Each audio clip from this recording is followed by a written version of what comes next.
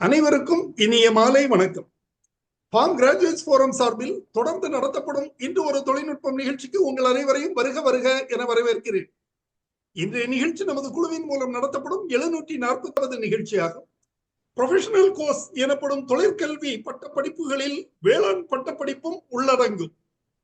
இந்த வகை படிப்புகளில் மாணவர்கள் சேர்ந்திட +2 படிப்பில் அதிக மதிப்பெண் பெற்றிருக்க வேண்டும்.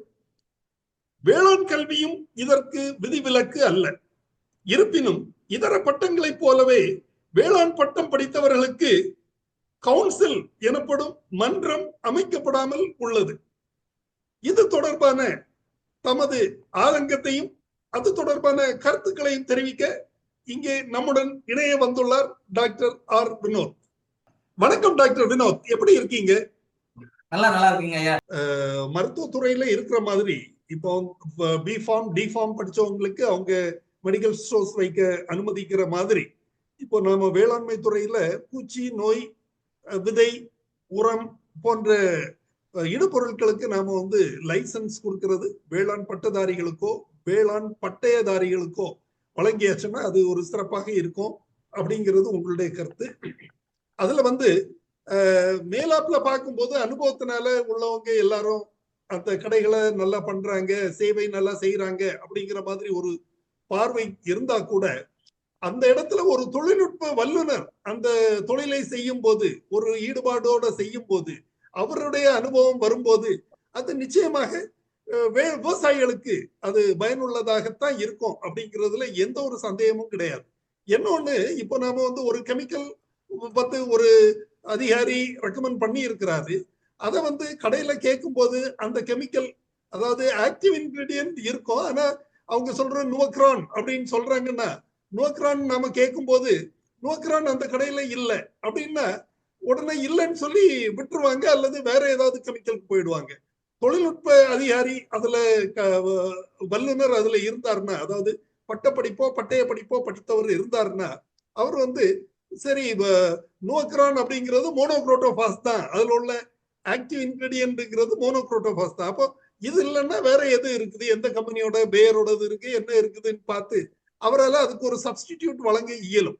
சோ இதெல்லாமே நேரடியாக விவசாயிகளுக்கு தெரியாது, மறைமுகமாக உள்ள இந்த பிரச்சனைகள்லாம் இருக்கு. சோ நிச்சயமாக இது மன்றங்கள் அமையப்பட்டாலும் அந்த கல்விக்கு உரிய அங்கீகாரம் வழங்கினாலும் இந்த மாதிரி பயன்கள் இருக்குது அப்படிங்கிறத தெரிவிக்கிறீங்க. இந்த கூட்டத்துல பங்கேற்கிறதுக்கு பல வேளாண் பட்டதாரிகள், வல்லுநர்கள், அறிஞர்கள், மூத்தோர் எல்லாரும் வந்திருக்காங்க. அவர்களது கருத்துக்களையும் கேட்போம். முதலில் நமது குழுவில் இணைந்துள்ள டாக்டர் இளங்கோவன் அவர்களை பேச அழைக்கிறேன். டாக்டர் இளங்கோவன் அவர்கள் தமிழ்நாடு அரசின் வேளாண்மை துறையில் கூடுதல் இயக்குநராக பணிபுரிந்து ஓய்வு பெற்ற முன்னாள் அதிகாரி. சார், நம்ம இந்த வேளாண் மன்றம் அமைவதால் ஏற்படும் பயன்கள், நன்மைகள், விவசாயிகளுக்கு என்ன, பட்டதாரிகளுக்கு என்ன என்பது தொடர்பான உங்களது கருத்துக்களை சுருக்கமாக தெரிவிக்குமாறு அன்போடு கேட்டுக்கொள்கிறேன். அனைவருக்கும் வணக்கம். வேளாண்மை துறை என்பது பாரம்பரியம் மிக்க துறையா இருக்குது. பல ஆண்டுகளா விவசாய சேவை செஞ்சு வருது.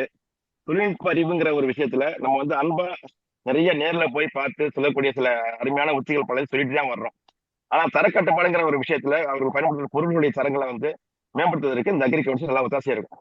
இது தவிர ஸ்டாண்டர்ட் ஆப்ரேட்டிங் ப்ரொசீஜர் சொல்ற மாதிரி யாரு வேணாலும் செஞ்சிடலாங்கிற மாதிரி ஒரு விதிமுறைகளை இன்னைக்கு இருக்கிற சில இடங்களை செய்யறவங்க அவங்களே மண்புழு தயார் பண்ணுவாங்க, அவங்களே பயில போடுவாங்க, அவங்களே விற்கிறாங்க. சில நிலவரம் இருக்க போது விவசாயிகளால் அதை கண்டறிய முடியாம போயிடும். அப்ப அந்த தர சான்றிதழை இந்த மாதிரி இந்த சான்றிதழ் பெற்ற எல்லாருக்கும் வர்ற மாதிரி இப்போ போன தடவை கூட இந்த மீட்டிங் சொன்னாங்க சார், அதாவது வேளாண் பட்டதாரிகளை விவசாயிகள் பார்த்தாதான் தொழில்நுட்பம் செய்யறதுக்கு அருமையாங்கிற ஒரு மேம்பட்ட எண்ணங்களை வர்றதுக்கு இந்த ஒரு நிறுவன அமைப்பு உதவிகரமா இருக்கும்.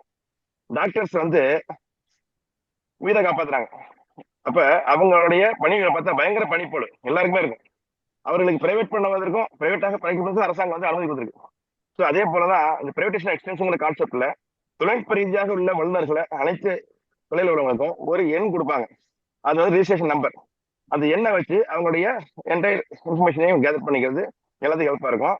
இது இன்னும் முடிவெல்ல ஆரம்பம். இப்பதான் நீங்க பேச்சுவார்த்தை தொடங்கி இருக்கீங்களா? எல்லாருமே தமிழக அளவில் இல்லை, இந்தியாவில் செய்ய வேண்டிய ஒரு அற்புதமான பணி இது.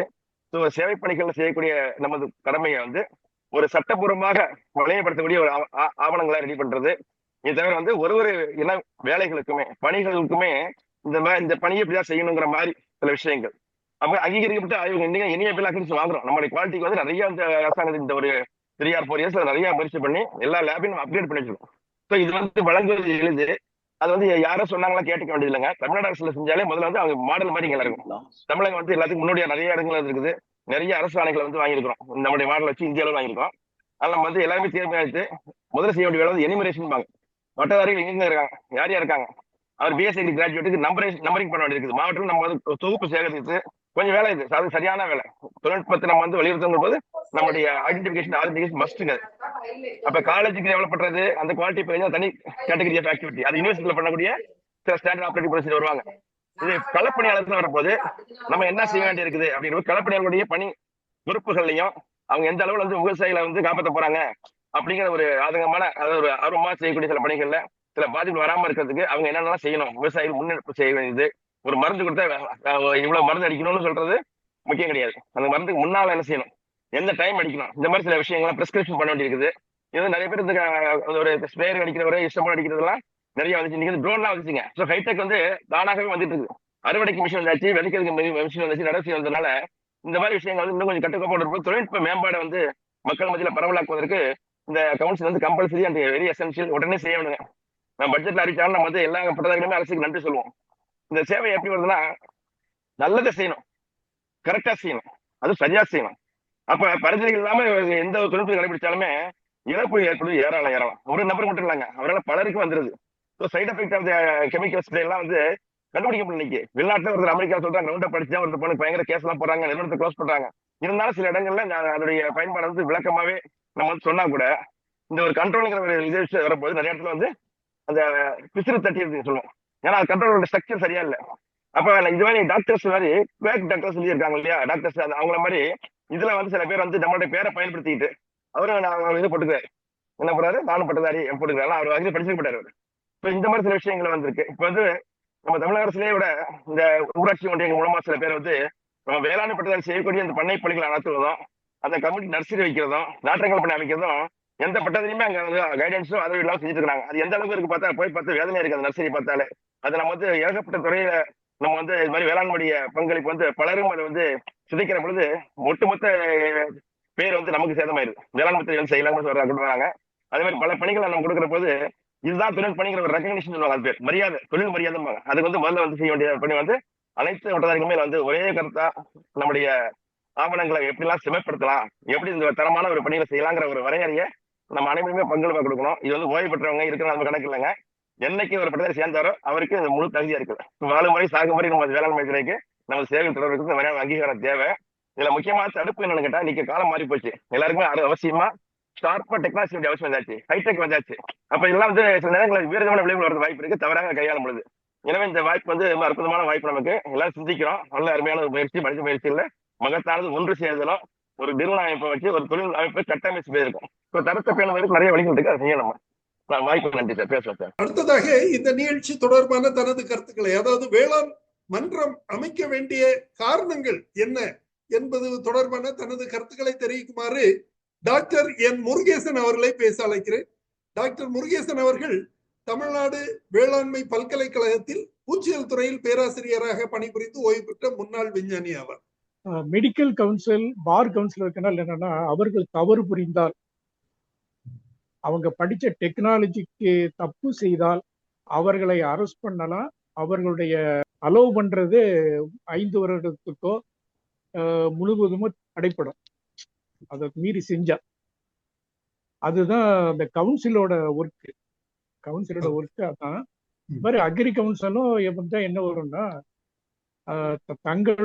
தாங்கள் படித்த அந்த டெக்னாலஜியை மீறி வேற மாதிரி செய்யக்கூடாது. குறிப்பா பாத்தீங்கன்னா, அக்ரி படிச்ச யாரும் ஒரு குறிப்பிட்ட மரத்து குருத்தில் என்னத்தையாவது ஊத்தி அதை பட வைக்க மாட்டாங்க. நிறைய ரிட்டையர்டு அக்ரிஸ் உட்பட இவங்கெல்லாம் நிறைய பேர் இந்த 2018 இருந்து கேள்விப்பட்டிருக்கு, கேட்குறாங்க. நான் கேட்டேன், அந்த மரத்துல வந்து குருத்து அழுகுதுன்னு சொல்றாங்களே, என்ன ஏதாவது என்னடா மழையும் பெய்யலே, ஒன்றும் பெய்யலே, வெட்லாண்டு பேடிக்குள்ள இருக்கா அல்லது குளத்துக்குள்ள இருக்கா, மழை பெஞ்சுதா, எதுவும் இல்லைங்காங்க. என்ஜிஓக்கால எப்படி மழை பெஞ்சு மழைஞ்சே தானே வரும். கடைசியில் பார்த்தா ஒரு முக்கியமானவர் வந்து குருத்துல ஒரு குறிப்பிட்ட பொருளை ஊத்த சொல்லியிருக்காரு. அந்த குறிப்பிட்ட பொருள் ஒரு குறிப்பிட்ட பகை பெஸ்ட்டை கண்ட்ரோல் பண்றதுக்கு அந்த பொருளை அந்த ஆர்கானிக் பொருளை வந்து எங்க வைக்கணுமோ அங்கதான் வைக்கணும். அதனால இது மாதிரி பிரச்சனைகள் வந்து இப்ப யாரும் கட்டுப்படுத்த முடியல. இதுதான் இதுக்கு தான் அக்ரி கவுன்சில் வேணுங்கிறது. அதாவது நம்ம நம்ம குருல ஒரு சொல்லுவாரு, ஒருத்தர் வந்து என்ன சொல்லுவாரு, தான் தோன்றித்தனப்பான நடவடிக்கைகள் சொல்லுவார். அந்த தான் தோன்றித்தனமான ரெக்கமெண்டேஷனை தடுக்கலாம். ரைட்டா? குறிப்பா பாத்தீங்கன்னா ஒரு குறிப்பிட்ட ஆர்கானிக் மேட்டரை வந்து வாயிலேயே ஊத்தலாம். வாயில ஊத்தாலும் உயிர் போயிடாது. ஒரு குறிப்பிட்ட ஆர்கானிக் மேட்டர் வந்து நம்ம வாயில ஊத்தலாம், கோயிலையும் கொடுக்குறாங்க, வாயில தீர்த்த மாதிரி குடிச்சிட்டு போயிடலாம். அது ஒன்றும் செய்யாது, வயிற்றால பிடுங்காது, கிட்னி எஃபெக்ட் பண்ணாது, ஈரல் எஃபெக்ட் பண்ணாது. ஆனால் ஒரு குறிப்பிட்ட ஆர்கானிக் மெட்டீரியலை ஏன்னா ஒரு குறிப்பிட்ட அனிமல் சாப்பிடாதெல்லாம் சேர்க்கும் போது அதனால பாதிக்கப்பட்ட நிறைய பேர் வருது. ஊமை கண்ட கனவு போல உட்கார்ந்துருக்காங்க எல்லாரும்.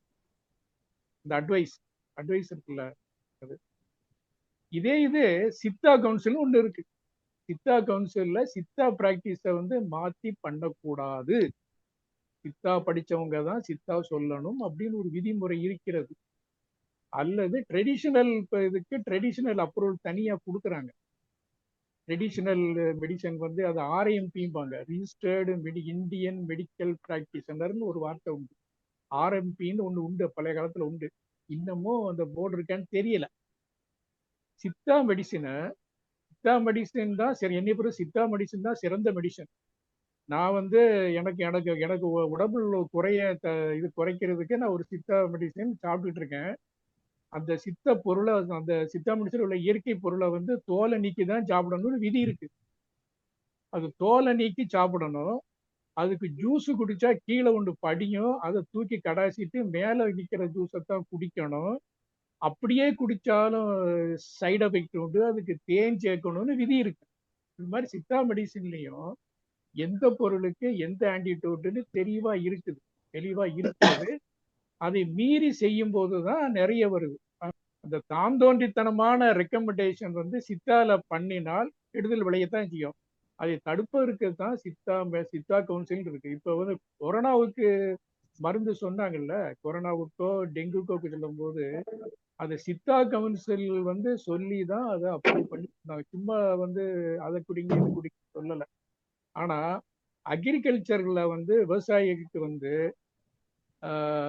பல்வேறு தவறுதலான டிராஸ்டிக் ரெக்கமெண்டேஷன்லாம் நிறைய வருது. நீங்க வந்து செல்ல நோண்டினீங்கன்னா வேடிக்கையா இருக்கும், மனசும் கஷ்டமா இருக்கும், மனசு ரொம்ப கஷ்டமா இருக்கும். இதைத்தான் வந்து சொல்றேன். இதை வந்து அக்ரி கவுன்சில் இருந்தா அழகா சொல்லலாம், அவரை தூக்கி ஜெயில போட்டுடலாம். யாரு என்ன படிச்சிருக்கோமோ அது அந்த படிப்புக்கு ஒரு முக்கியத்துவம் கொடுத்துதான் அந்த வேளாண்மை கவுன்சில் வருது. வேளாண்மை கவுன்சிலோட ஆர்கானிக் ஃபார்மிங் கவுன்சிலும் வச்சுக்கலாம். இந்த சித்தா கவுன்சில் இருக்குல்ல, அது மாதிரி வச்சுக்கலாம். இந்த சித்தா கவுன்சில் மாதிரி ஆயுர்வேத கவுன்சில் இன்னும் வரல. ஆயுர்வேத கவுன்சில் வரல. அப்புறம் அரும கவுன்சில், வர்ம கவுன்சில் வரல. இதெல்லாம் வருங்காலத்துல வரும். ஏன்னா வர்மமும் எசகு தப்பா ஏதாவது பண்ணிட்டா ஆளே அவுட் ஆயிரும். எசகு தப்பா வந்து எந்த இடத்துல என்ன வர்மம் இருக்கு, எப்படி இது பண்ணணும், வர்மத்தை எந்த இடத்துல பார்க்கணும். அதாவது தலையில் உள்ள வர்மத்தை கையில பார்க்கலாம். கை நாடியை பார்த்து கழுத்திலேயோ வயிற்றிலேயோ எந்த இடத்துல வர்மம் இருக்கு, எந்த இடத்துல இருக்குன்னு கண்டுபிடிக்கலாம். இதுக்கு தர்மா கவுன்சிலிங் வரல. ரைட்டா? அதாவது தான் தோன்றித்தனமான ரெக்கமெண்டேஷனை இல்லாமல் செய்வதற்கு அக்ரி கவுன்சில் வேணும். இன்னொன்னு, ஆர்கானிக் ஃபார்ம்லயும் நிறைய ஆர்கானிக் ஃபார்மிங் இருக்க மாதிரி தோணுது. ஒவ்வொருத்தரும் பேர் வச்சிருக்காங்க. அதாவது நம்மாழ்வார் ஐயா ஆர்கானிக் ஃபார்மிங், பலேக்கரை ஆர்கானிக் ஃபார்மிங், அப்புறம் இது மாதிரி நிறைய இன்னொரு 4-5 ஆர்கானிக் ஃபார்மிங் சொல்றாங்க. ஆனா ஒரிஜினல் ஆர்கானிக் ஃபார்மிங் ட்ரெடிஷனல் ஃபார்மிங்னு ஒன்று உண்டு. எங்க தாத்தா பாட்டி பண்ணது அதான் ட்ரெடிஷனல் ஃபார்மிங். அதுக்கடுத்து பெர்மாகல்ச்சர்னு ஒன்று இருக்கு, பயோடைனமிக் ஆர்கானிக் ஃபார்மிங்னு ஒன்று இருக்கு. இதெல்லாம் வச்சுட்டு இவங்களே உல்டா பண்ணி அதை கூட்டி குறைச்சி வச்சு வேலை காட்டிட்டு இருக்காங்க. அவர்களை தான் நம்புகிறார். இப்ப யாருமே இப்ப இன்னைக்கு ஒரு இடத்துல ஒரு ஒரு கான்ஃபரன்ஸ் எடுச்சு, அக்ரிகல்ச்சர் இன்னோவேஷன் அப்படின்னு ஒரு குறிப்பிட்ட காலேஜில் ஒரு கான்ஃபரன்ஸ். அங்க பேசும்போது என்ன சொல்றாங்கன்னா, இன்னோவேஷன் போய் சேரலன்னா யாரு கொண்டு போகணும்? அந்த தான் தோண்டித்தன ரெக்கமெண்டேஷன் ரொம்ப பெருகிருச்சு. இத நிறைய இன்னைக்கு தேதியில புதுசா விவசாயத்துக்கு வராங்க. இவங்க எல்லாரையும் டிப்போக்கு போனா டிப்போல 3800 போஸ்ட்ல 1100 போஸ்ட் தான் இருக்கு. சாரி ஏவோவா இருக்கும் போது உங்க ஆபீஸ்ல வள்ளியூர்ல 5 ஏவோ இருந்தாங்க. இப்ப சாரி ஏடியா இருக்கும்போது ஏடியை தான் உட்கார்ந்து அவரே தான் கேஷ் புக் இருக்காரு, அவரே தான் கணக்கு போட்டு இருக்கு, அவரு தான் முருகேசன பேர வர்றாள்டையும் பேசுறாரு. அங்க பதில் சொல்வதற்கு யாரும் இல்லை.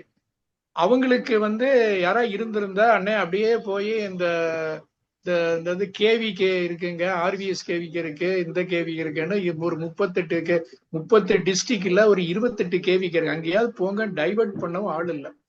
இவங்க எல்லாருமே இப்ப மீடியா இருக்கனால மிக எளிதாக வாட்ஸ்அப்லயோ டெலிகிராம்லயோ மீட் பண்ணி நிறைய சொல்றாங்க. டெக்னாலஜி படிச்சவங்க தான் டெக்னாலஜியை சொல்ல முடியும்.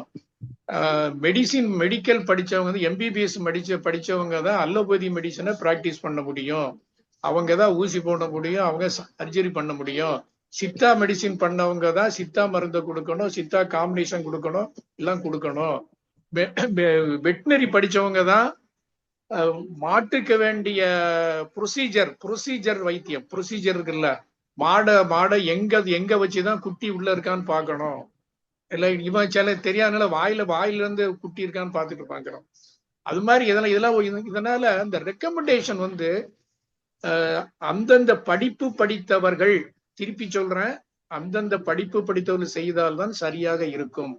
அடுத்து என்னன்னா, பிஎஸ் அக்ரி டிகிரி போதுமான்னு கேட்டா இன்னைக்கு கேட்டா போதும். பிஎஸ் அக்ரி டிகிரி மோர் தென் எனஃப். எல்லா டெக்னாலஜி படிக்கும். எம்பிபிஎஸ் டாக்டர் ஒரு அனிமலை பற்றி தான் படிக்கிறாரு, வெட்டரி டாக்டர் நிறைய அனிமலை பற்றி படிக்கிறார். நம்ம நிறைய கிராப் 500 கிராப் வச்சு படிக்கிறோம்.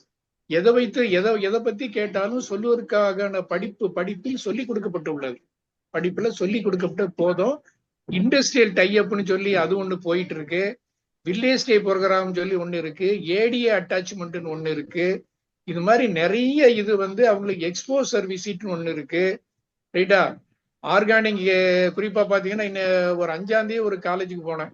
இந்த காலேஜ்ல பாத்தீங்கன்னா ஆர்கானிக் ப்ராடக்டே, உண்மையான ஆர்கானிக் ப்ராடக்டை ப்ரிப்பேர் பண்ணி வச்சிருக்காங்க. டெக்னாலஜி படித்தவர்கள் தான் அந்த டெக்னாலஜியை ப்ரீச் பண்ண முடியும், ப்ரீச்சிங் அல்லது ட்ரீட் பண்ண முடியும்னு ஒன்று வந்திருந்தால் இந்த தவறுகளை எல்லாம் இது பண்ண முடியும். ஏன்னா எல்லாரும் கெட்டு போய் இப்ப ஒரு 12,000 பேரு கிட்ட பேரு ஒரு இடத்துல ரெக்கமெண்டேஷன் வாங்குறாங்க. இன்னைக்கு ஒரு 500 பேர் தான் திரும்பி வராங்க அந்த இடத்துல, சரியா? அப்பனா என்ன ஆகுது? மீதி 13,000 என்னாச்சு தெரியல. அது மாதிரி தேவையில்லாம் மரபணு மாற்றம் ஒரு பிரீச்சிங் நடக்கு. அதனால என்ன ஆச்சுன்னா, கம்பெனிக்காரங்க எல்லாம் பெனிஃபிட் ஆயிட்டாங்க, கோடிக்கணக்கில் சம்பாதிச்சிட்டாங்க. வேளாண் பல்கலைக்கழகமோ மத்திய அரசோ ஒரு குறிப்பிட்ட பயிரில் அந்த மரபணு மாற்றத்தை உருவாக்காதனால எல்லாரும் 820 ரூபா ஒரு கிலோவுக்கு வாங்கிட்டு இருக்காங்க அந்த குறிப்பிட்ட பயிரோட விதைய. அதே இதை பெர்மிட் பண்ணியிருந்தா அந்த குறிப்பிட்ட பயிரோட விதை வெரைட்டி வேற, ஹைபிரிட் வேற. வெரைட்டின்னா நம்ம திருப்பி போடலாம், விதை உற்பத்தி பண்ணலாம், விவசாயம் பண்ணலாம். அதுக்கு அந்த அந்த அந்த தப்பான பரவல்னால என்னாச்சுன்னா, இப்ப கம்பெனிக்காரங்க வீரிய விட்ட ரகமாவே கண்டுபிடிச்சு அவங்ககிட்ட தான் வாங்குபடியா பண்ணிக்கிட்டு. இதனால யாரு பெனிஃபிட் அடைஞ்சாங்க? யாரு அந்த மரபணு மாற்று வேண்டாம்னு சொன்னாங்களோ அவங்க சொன்னதுல பெனிஃபிட் ஆனது கார்பரேட் தான். அது மாதிரி இங்கேயும் கார்பரேட் ஒன்று வந்தா கார்பரேட்டோட இது வரும். மிக நன்றி, வணக்கம். பிறகு பேசுறேன். தேங்க்யூ. நன்றி நன்றி டாக்டர் முருகேசன், உங்களுடைய கருத்துக்களுக்கும் தகவல்களுக்கும் மிக்க நன்றி. அடுத்ததாக கே ராசு அவர்களை பேச அழைக்கிறேன். ராசு சார் தமிழ்நாடு அரசின் வேளாண்மை துறையில் துணை இயக்குநராக பணிபுரிந்து ஓய்வு பெற்ற முன்னாள் அதிகாரி. Rasu sir please. Good evening to all. Agri council தேவையான்றதை பத்தி நல்ல டாக்டர் வினோத் விளக்கமா எல்லா பெனிஃபிட்ஸ் என்ன, அதனுடைய அட்வான்டேஜஸ் எல்லாத்தையுமே தெளிவா சொல்லியிருக்காரு. அதுக்கப்புறம் இப்ப டாக்டர் முருகேசன் சாரும் எல்லாம் விளக்கமா நிறைய எக்ஸாம்பிள்ஸ் எல்லாம் சொல்லியிருக்காங்க. அதனால அதாவது முக்கியமா ரெக்கமெண்டேஷன்ஸ் டெக்னாலஜியை யார் என்ன தொழில் செய்யணுமோ அவங்க செஞ்சாதான் அது முறையா இருக்கும்ன்றதுதான் முக்கியமானது. உதாரணத்துக்கு லா படிச்சவர் தான் இன்னைக்கு அட்வொகேட்டா அவர் பார் கவுன்சில்ல ரெஜிஸ்டர் பண்ண முடியும், அவர் கோர்ட்டுக்கு போக முடியும்ன்றது. மற்ற எல்லா ப்ரொஃபஷனும் அப்படிதான். அதாவது இப்ப வெட்டினரியா இருந்தாலும் சரி, அல்லது அது மெடிக்கலா இருந்தாலும் சரி, அதே போல்தான் நமக்கு ஒரு அக்ரிகல்ச்சர் கவுன்சில் தேவைன்றது இது எதனால தடைப்பட்டதுன்றத நாம இது பண்ண முடியாது. காரணம் ஏன்னா இன்னைக்கு ஏராளமான agriculture retail outlets through out India இருக்கு. அந்த அந்த த்ரூ அவுட் இந்தியா இருக்கக்கூடிய ஃபெர்டிலைசரா இருந்தாலும் சரி, பெஸ்டிசைடா இருந்தாலும் சரி, சீட்ஸா இருந்தாலும் சரி, அதை நடத்தக்கூடியவங்க பாத்தீங்கன்னாக்கா எல்லாமே நான் அக்ரி தான் நடத்துறாங்க. அந்த ரெக்கமெண்டேஷன், அதாவது நம்ம ஒரு பூச்சிக்கோ அல்லது ஒரு நோய்க்கோ அல்லது ஒரு நுண்ணூட்ட சத்தோ நம்ம கேட்கும் பொழுது அவங்க என்ன பண்றாங்கன்னா கம்பைன் பண்ணி கொடுக்குறாங்க. எல்லாத்தையுமே கம்பைன் பண்ணி ஒரு காம்பினேஷன்ல கொடுக்க ஆரம்பிச்சிடுறாங்க. ஒரு ஒரு அதாவது ரேண்டமா பாத்தீங்கன்னா அவங்க என்ன பண்றாங்கன்னா ஒரு பெஸ்டிசைட், ஒரு ஃபஞ்சிசைட், ஒரு நுண்ணூட்ட கலவை, இன்னும் ஒரு ஊட்டச்சத்து, இந்த மாதிரி ஒரு காம்பினேஷன்ல கொடுக்க ஆரம்பிச்சிடுறாங்க. இது என்னன்னாக்கா விவசாயிகளுக்கு இந்த அக்ரி கவுன்சில் ஏற்படுத்தினா விவசாயிகளுடைய செலவு குறையும். அவங்களுக்கு பாதுகாப்பு, விவசாயிகளுக்கு ஒரு நல்ல பாதுகாப்பு உண்டு. செலவு முக்கியமா நாம விவசாயிக்கு செலவை குறைக்கணும்ன்றதான் நோக்கம். இந்த மாதிரி ரீட்டைல் அவுட்லெட்ல போய் கேட்கும் பொழுது அவங்க சார் பல தடவை சொல்லியிருக்காங்க, தான் தோன்றித்தனமாக ஒரு ரெக்கமெண்டேஷன் கொடுக்கறது. அந்த தான் தோன்றித்தனமான ரெக்கமெண்டேஷன் தான் நடந்துகிட்டு இருக்கு. பெரும்பாலான விவசாயிகளுக்கு அதை பத்தி தெரியாது. அதை நாம கட்டைல் பண்றதுக்கு இந்த மன்றம் தேவை. இந்த மன்றத்துல ரெஜிஸ்டர் பண்றவங்க மட்டும்தான் ஒரு registered practitioner, agriculture clinic registered practitioner. எப்படி மெடிக்கல் ரெஜிஸ்டர்ட் பிராக்டிஸ்னர் இருக்காரோ அதே மாதிரி ஒரு நாம ஒரு கிளினிக் வைக்க முடியும். அதுக்கு இந்த மன்றம் ரொம்ப அவசியம். டெக்னாலஜி ப்ராப்பரா விவசாயிகளுக்கு போகும் பொழுது அவருடைய செலவு குறையுது, மகசூல் கூடுது, அதனால இன்கம் அதிகமாகுது அப்படின்றதா முக்கியமானது. அதே சமயத்துல தவறுகள் நடக்கிறதுக்கு வாய்ப்புகள் ரொம்ப கம்மி. சரியான ரெக்கமெண்டேஷன்ஸ் போய் சேரும். அது இன்புட்ஸ், எந்த இன்புட்டா இருந்தாலும், ஃபெர்டிலைசரா இருந்தாலும், பெஸ்டிசைடா இருந்தாலும், அது சீட்ஸா இருந்தாலும், எதுவா இருந்தாலும் பாத்தீங்கன்னாக்கா சரியான அளவு சரியான நேரத்துல அது பயிர்களுக்கு அது அப்ளை செய்து அதை நமக்கு விவசாயிகளுடைய செலவை குறைக்குது. அதே சமயத்துல நம்ம கிராஜுவேட்ஸுக்கும் ஒரு ரெகக்னேஷன் கிடைக்குது சொசைட்டில முக்கியமா. ஏன்னா அவரு டாக்டர் வினோத் சொன்னது பாருங்க, என்னன்னா அதாவது பாரம்பரியமா நாம நிறைய பேர் விவசாயத்துல ஈடுபட்டு இருக்கிறதால அதனுடைய முக்கியத்துவம் தெரியல. அதான் உண்மை. முக்கியத்துவம் தெரியாம போச்சு. அந்த முக்கியத்துவம் தெரியாம போனதை நாம ரொம்ப நாளைக்கு இதை அந்த முக்கியத்துவம் தெரியாததால விவசாயிகள் நிறைய துன்பங்களுக்கு ஆளாகி அவருடைய வருமானம் குறைஞ்சிட்டு தான் இருந்திருக்கு. இன்னமும் வருமானம் ஒன்றும் அதிகமா இன்க்ரீஸ் ஆகிறது இதுல இல்ல, ட்ரெண்ட்ல இல்ல. அதனால இந்த அக்ரி கவுன்சில்ன்றது முக்கியமா நாம கவர்மெண்ட் நமக்கு கொடுத்தா, இது இப்ப பாத்தீங்கன்னா பஞ்சாப்ல இருக்கு, ஏபில இருக்கு. இப்ப இந்த நமக்கு தெரிஞ்ச இந்த 2 ஸ்டேட்ல தான் இருக்கு நினைக்கிறேன் நான். அதனால வந்து இப்ப நமக்கும் வந்து இது கிடைக்கிறதுக்கு நம்ம பேஸா வச்சுதான் வந்து இவங்க இந்த 2 ஸ்டேட்டுமே வந்து அந்த கவுன்சில் ஃபார்ம் பண்ணிருக்காங்க. ஆல் இந்தியா லெவல்ல அக்ரிகல்ச்சர் கவுன்சில் ஃபார்ம் பண்றதுக்கு என்ன சொல்லியிருக்காங்கன்னா, நீங்க ஸ்டேட் லெவல்ல எல்லாம் நீங்க வந்து முதல்ல பண்ணிட்டு வாங்க, அந்த கவுன்சில் ஃபார்ம் பண்ணிட்டு வாங்க, நாங்க வந்து ஆல் இந்தியா லெவல்ல வந்து கவுன்சில் கொடுக்கறதுக்கு நாங்க வந்து ஸ்டெப் எடுக்கிறோம் அப்படின்னு சொல்லியிருக்காங்க. அதனால அந்த இது வந்து மூவ் நடந்துகிட்டு தான் இருக்கு. அதை பத்தி எல்லாம் வந்து டாக்டர் வினோத் வந்து ரொம்ப தெளிவா சொல்லியிருக்காரு. அதனால இந்த வாய்ப்பு வழங்கிய நல்ல ஒரு அருமையான டைட்டில செலக்ட் பண்ணி நம்ம அக்ரிகல்ச்சர் கிராஜுவேட்ஸுக்கும் சரி, ஃபார்மர்ஸுக்கும் சரி, ஒரு பணி பாதுகாப்பை வழங்கக்கூடிய ஒரு நல்ல ஒரு தலைப்பு. எல்லாம் நிறைய வந்து பாயிண்ட்ஸ் எல்லாம் வந்திருக்கு. இதெல்லாம் வந்து கவர்மெண்ட்டினுடைய நாலேஜுக்கு போச்சுனாக்கா நிச்சயமா நமக்கு வந்து அக்ரிகல்ச்சர் கவுன்சில் ஃபார்ம் பண்றதுக்கு வாய்ப்புகள் இருக்கு என்பதை தெரிவித்துக் கொண்டு, இந்த வாய்ப்பு வழங்கிய நண்பர் திரு ஜோ அவர்களுக்கும், டாக்டர் அருமையான கருத்துக்களை வழங்கிய டாக்டர் வினோத் அவர்களுக்கும், கலந்து கொண்ட அனைவருக்கும் என்னுடைய மனமார்ந்த நன்றியை தெரிவித்துக் கொள்கின்றேன். நன்றி, வணக்கம். அடுத்ததாக திரு கந்தசாமி அவர்களை பேச அழைக்கிறேன். கந்தசாமி சார், மாநில வேளாண் மன்றம் அவசியமா என்பது தொடர்பான தங்கள் கருத்துக்களை வழங்கலாம். அனைவருக்கும் வணக்கம். நமது பாரத நாடு வேளாண்மை பெருமை மிக்க நாடு, வேளாண்மை நாடு, விவசாய நாடு. அந்த விவசாய நாட்டில் இன்னும் இந்த வேளாண் மன்றம் அமைக்காமல் இருப்பது வருத்தத்துக்குரியது, சொல்ல போனால் வெட்கக்கேடான. என்று நம் பாரத நாடு விடுதலை அடைந்ததோ அந்த கணமே இந்த கவுன்சில் அமைக்கப்பட்டிருக்க வேண்டும் என்பதுதான் எனது வாதம். போனது போகட்டும், 75 ஆண்டுகள் ஓடி போனதே தெரியவில்லை. இனிமேலாவது வேளாண்மைக்கு முக்கியத்துவம் கொடுத்து இந்த வேளாண் மன்றம் ஒவ்வொரு மாநிலத்திலையும் துவக்கப்பட்டு அகில இந்திய அளவிலே அகில இந்திய வேளாண் மன்றம், ஆல் இந்தியா அக்ரி கவுன்சில் அமைக்கப்பட வேண்டும். இதுவரை அமைக்கப்படாதது தவறு என்றுதான் நான் கூறுவேன். அறிஞர் பெருமக்கள் அதை புரிந்து கொண்டு அகில இந்திய வேளாண் பட்டதாரிகள் சங்கம் இதை அவர்களுக்கு புரிய வைத்து இந்த வேளாண் மன்றங்களை அனைத்து மாநிலங்களிலும் தலைநகரிலே அகில இந்திய வேளாண் மன்றமும் அமைப்பதற்கு தாங்கள் முழு மூச்சுடன் பாடுபட வேண்டும் என்று அறிவுறுத்துகிறேன். அடுத்தபடியாக செய்ய வேண்டியது அங்கீகாரம். எப்படி ஒரு மருத்துவன் அந்த கல்வி கற்ற பின்னாலே மருத்துவரிடம்தான் ஒரு நோயாளி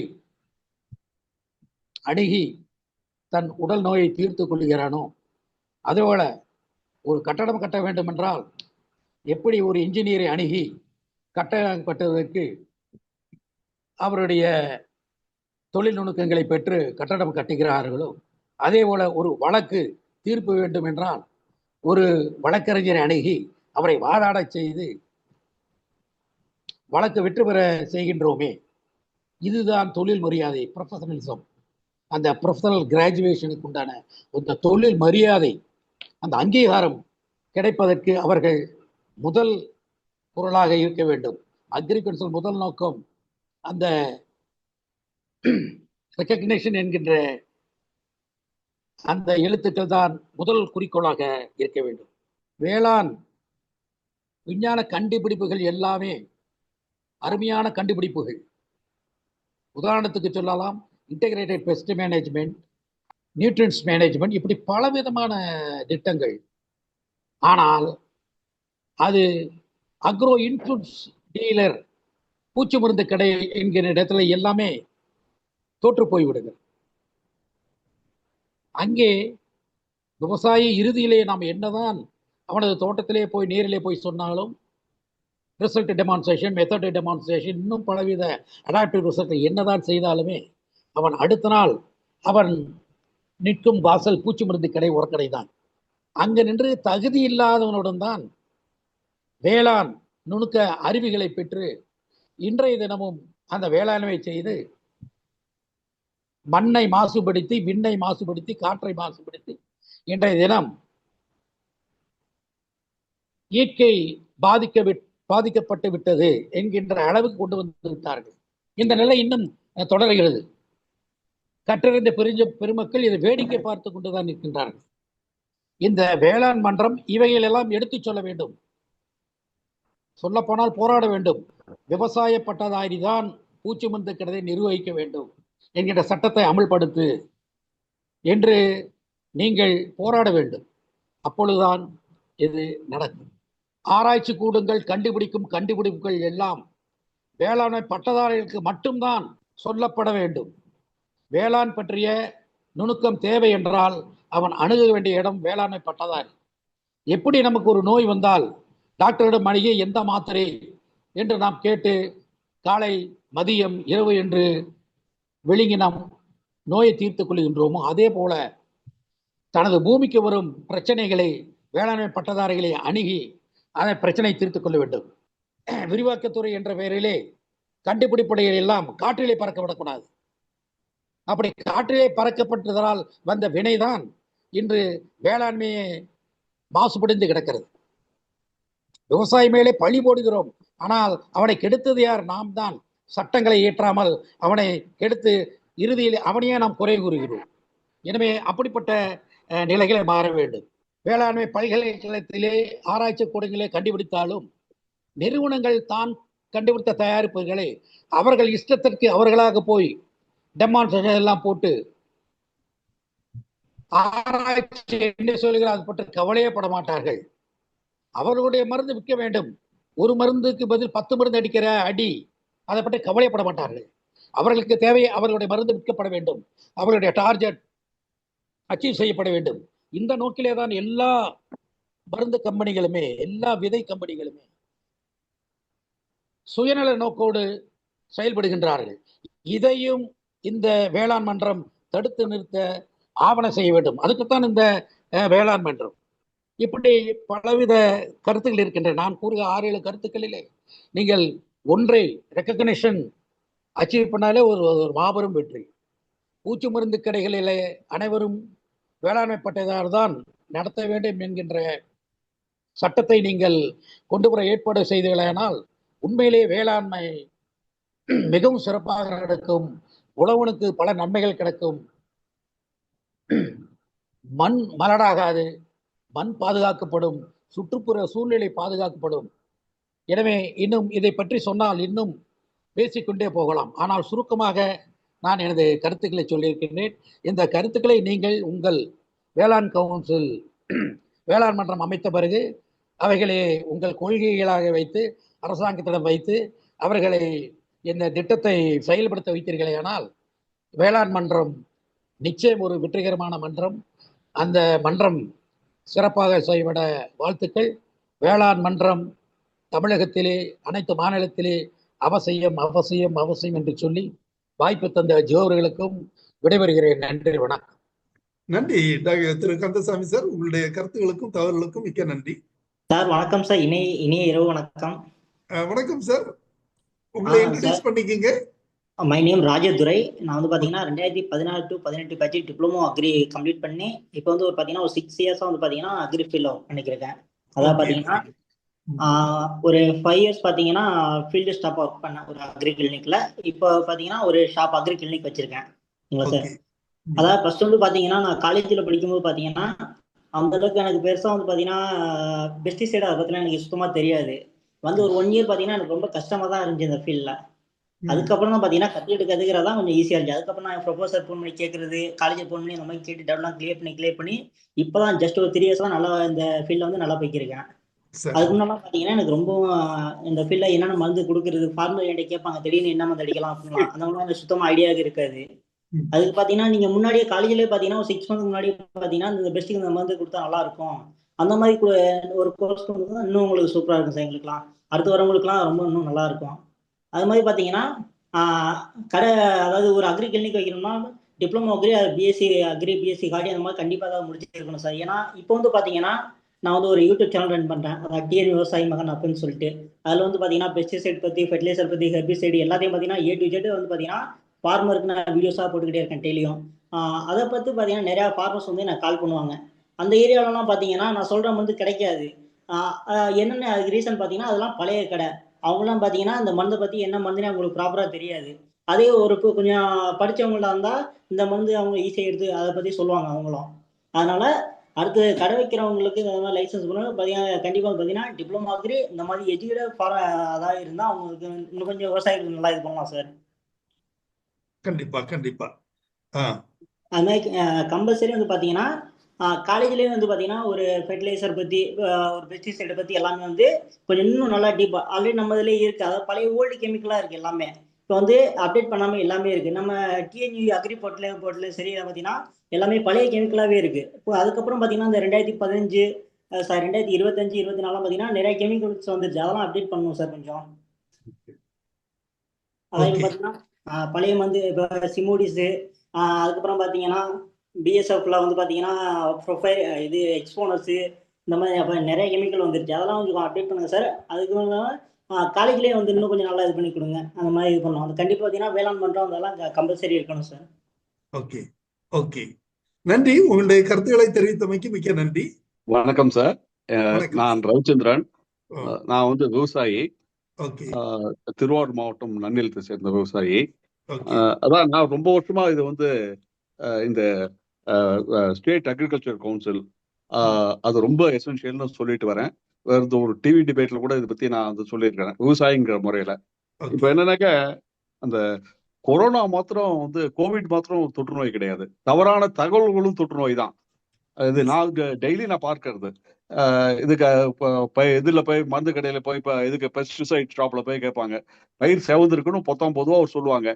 அது வந்து இப்ப நோயா பூச்சியா அல்லது நியூட்ரிஷன் டிஃபிஷியன்சியா இல்லாட்ட வாட்டர் ஸ்ட்ரெஸ்ஸா அது கூட தெரியாம வந்து அந்த இவங்க என்ன பண்ணுவாங்க, அந்த கடையில உள்ளவங்க ஏதோ ஒன்று சொல்லி விடுவாங்க.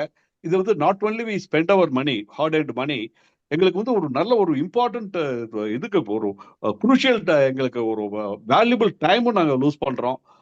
அதனால இது வந்து எங்களுக்கு டெக்னிக்கல் அட்வைஸ் இது வேணும்.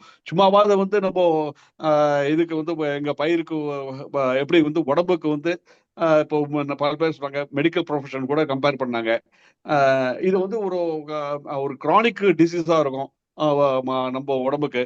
பட் ஆனாக்கா வந்து யாராவது வந்து ரோட்ல போறவங்கள்ட்ட அல்லது வந்து விஷயம் தெரியாதவங்கள்ட்ட கேட்டாக்க இது வந்து ஒரு இரலவெண்டா ஒரு இது கொடுப்பாங்க.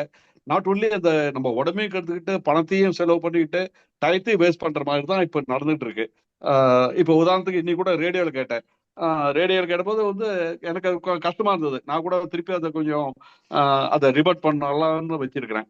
இப்போ ஃபார் இன்ஸ்டன்ஸ் வந்து அந்த நெல்லு பயிருக்கு வந்து நிறைய வந்து தண்ணீரை கட்டி வைக்கணும் அப்படின்னு சொல்றாங்க. இது வந்து நம்ம பார்க்கிறோம், அந்த மீத்தேன் எமிஷன் பத்தி எல்லாம் நிறைய தெரியுது. இப்போ வந்து கிளைமேட் சேஞ்ச் வந்து not only it is impacting farming, agriculture also impacts climate change. இது மாதிரி அது மாதிரி இருக்கிற சமயத்துல அவங்க வந்து தண்ணீரை வந்து நிறைய கட்டி வைக்கணும். தவறான இதெல்லாம் தொழில்நுட்பங்கள்லாம் சொல்லிட்டு இருக்காங்க, செய்முறைகள்லாம் சொல்லிட்டு இருக்காங்க. இது வந்து வேளாண்மை கவுன்சில் வந்துருச்சுனாக்கா எங்களுக்கு ஆத்தென்டிக் இன்ஃபர்மேஷன் இருக்கும். அதனால இது வந்து விவசாயிகள் வந்து நாங்க எல்லாருமே எங்களுக்குள்ள வந்து நண்பர்கள் எல்லாம் பேசிக்கும் போது தான் சொல்றது, ஏன் நமக்கு மாத்திரம் வந்து ஒரு விவசாயிகளுக்கு மாத்திரம் ஏன் வந்து ஒரு ஆத்தென்டிக் அட்வைஸ் கிடைக்கிறது இல்லை அப்படின்னு சொல்லிட்டு இருக்கிறது. இப்ப இதுக்கு பெஸ்டிசைட் ஷாப்ல வந்து அவங்க சொல்றதுதான். இப்போ அங்க யாராவது நாங்க போய் கேட்கறோம்னாக்க அங்க வந்து இந்த பயிரை எடுத்துட்டு போவாங்க. அங்க போன உடனே வந்து செவந்திருக்குன்னு சொன்ன உடனே அங்க யாராவது வந்து கம்பெனியோட ரெப்ரஸன்டேட்டிவ் இருப்பாங்க, சார் எங்க கம்பெனி ப்ராடக்ட் அடிங்கன்னு சொல்லுவாங்க. எங்களுக்கு வந்து வேற இன்ஃபர்மேஷன் பார்த்தாக்க வந்து இன்னொருத்தர் வந்து வேற கெமிக்கல் அடிச்சோம்பாங்க. இப்ப ஆனா எங்களுக்கு கன்ஃபியூஸ் ஆகிடும் எது அடிக்கிறது. ஒன்னால ஒரு இது ஆத்தென்டிக் இதே கிடையாது, ரெக்கமெண்டேஷனே கிடையாது. அதுக்கு வந்து ஒரு இது வந்துருச்சுனாக்க, வேளாண்மை கவுன்சில் வந்துருச்சுனாக்க நிச்சயமாக வந்து ஃபார்மிங் வந்து நல்லா இம்ப்ரூவ் ஆகும். சும்மாவது வந்து டபுளிங் த ஃபார்மர்ஸ் இன்கம்ங்கிறதுலாம் அது it will not happen unless இங்க we are supported by technical advice, authentic technical advice. So this is my humble suggestion. And விவசாயிகள் மத்தியில வந்து வேளாண்மை கவுன்சிலை பத்தி ஒரு தவறான புரிதல் இருக்கு. அப்போ யார் வேணாலும் இப்போ வந்து ஒரு டெக்னாலஜி சொல்லலாம்னு ஆயிடுச்சு. நீங்க ரேடியோ போட்டாலும் சரி, டிவி போட்டாலும் சரி, ஃபால்ஸ் இன்ஃபர்மேஷன் அதுதான் கொடுத்துட்டு இருக்காங்க. அதெல்லாம் வந்து வரணும். அப்ப இது அதுக்கு ஒரு முற்றுப்புள்ளி வைக்கணும்னாக்க நிச்சயமாக இது வந்து இந்த authentic suggestion by qualified people like you அது நிச்சயமா தேவை. விவசாயிகள் நாங்கள் எல்லாரும் வந்து அதுக்கு முழு மனதா சப்போர்ட் பண்றோம். அதுல சில பேர் புரியாம இருக்கலாம். அவங்க என்னன்னாக்கா வந்து எங்களுடைய பாரம்பரியத்தை வந்து அவங்க தட்டி பறிக்கிறாங்க அப்படின்னு ஒரு தவறான தகவல்கள்லாம் வந்து நிறைய பரப்பிட்டு இருக்காங்க. சோகால்டு அந்த இதுக்கு இயற்கை வழி அதெல்லாம் சொல்லிட்டு இது பண்ணிட்டு இருக்காங்க. அதனால awareness is very much needed. Maybe அந்தந்த பகுதியில் எங்க நன்னிலம் இருக்கு, நன்னில பகுதியில் உள்ள வேளாண்மை பட்டதாரிகள்லாம் வேளாண்மை கவுன்சிலோட இம்பார்ட்டன்ஸ் பத்தி விவசாயிகள் மத்தியில வந்து எடுத்து செல்லணும். விவசாயிகள் நாங்க வந்து தயாரா இருக்கிறோம். இந்த வேளாண்மை கவுன்சில் ரெட் கார்பெட் போட்டு வரவழைக்கிறதுக்கு தயாரா இருக்கிறோம். நன்றி, வணக்கம் சார். நன்றி திரு ரவிச்சந்திரன், மிக்க நன்றி. இந்த நிகழ்ச்சியில் பங்கு பெற்றமைக்கு மிக்க நன்றி. அடுத்ததாக டாக்டர் எஸ் இளையபாலன் கிருஷ்ண தர்மபுரியிலிருந்து பேசுறதுக்கு வந்திருக்கிறாரு. டாக்டர் இளையபாலன், பிளீஸ் இந்த நிகழ்ச்சி தொடர்பான உங்கள் கருத்துக்களை தெரிவிக்கலாம். Sir, good evening. நிறைய நாள் ஆயிடுச்சு. ரொம்ப நாள் ஆச்சு. Yes yes. என்னுடைய கருத்து என்னன்னா, குவாலிட்டி ஆஃப் எஜுகேஷனை என்ஷூர் பண்ணணும். ஸோ சிலபஸ் பாத்தீங்கன்னா நம்மளுடைய அக்ரியில வந்து சிலபஸ் எவ்ரிதிங் இஸ் ஓகே. இப்ப அப்ராட்ல வந்து பாத்தீங்கன்னா crop architecture, crop plant physiology, so everything is நல்ல சிலபஸ் இருக்கு. ஒரு அக்ரி கிராஜுவேட் வெளியில போனான்னா ஒரு பிளான்ட் ஆர்கிடெக்சர், ஒரு நியூ ஃபார்ம் கிரியேஷனுக்கு அவனுக்கு வந்து ப்ராக்டிக்கல் நாலேஜ் இன்னும் பத்தல. ஏன்னா இன்னொரு குவாலிட்டி ஆஃப் எஜுகேஷன் என்ஷூர் பண்ணனா, ஸோ 90 days 105 days அந்த ஒரு சிலபஸ் வந்து வச்சுக்கிட்டு அந்த 105 daysல வந்து பாத்தீங்கன்னா struggling like anything the students. 55 daysல ஒரு எக்ஸாம்ஸ், ஒரு 75 daysல ஒரு exam, our practical theory, forgetting about the subjects. ஏன்னா I was there in 10 years in teaching. So 2015ல இருந்து I am observing the student mentality, learning capacity.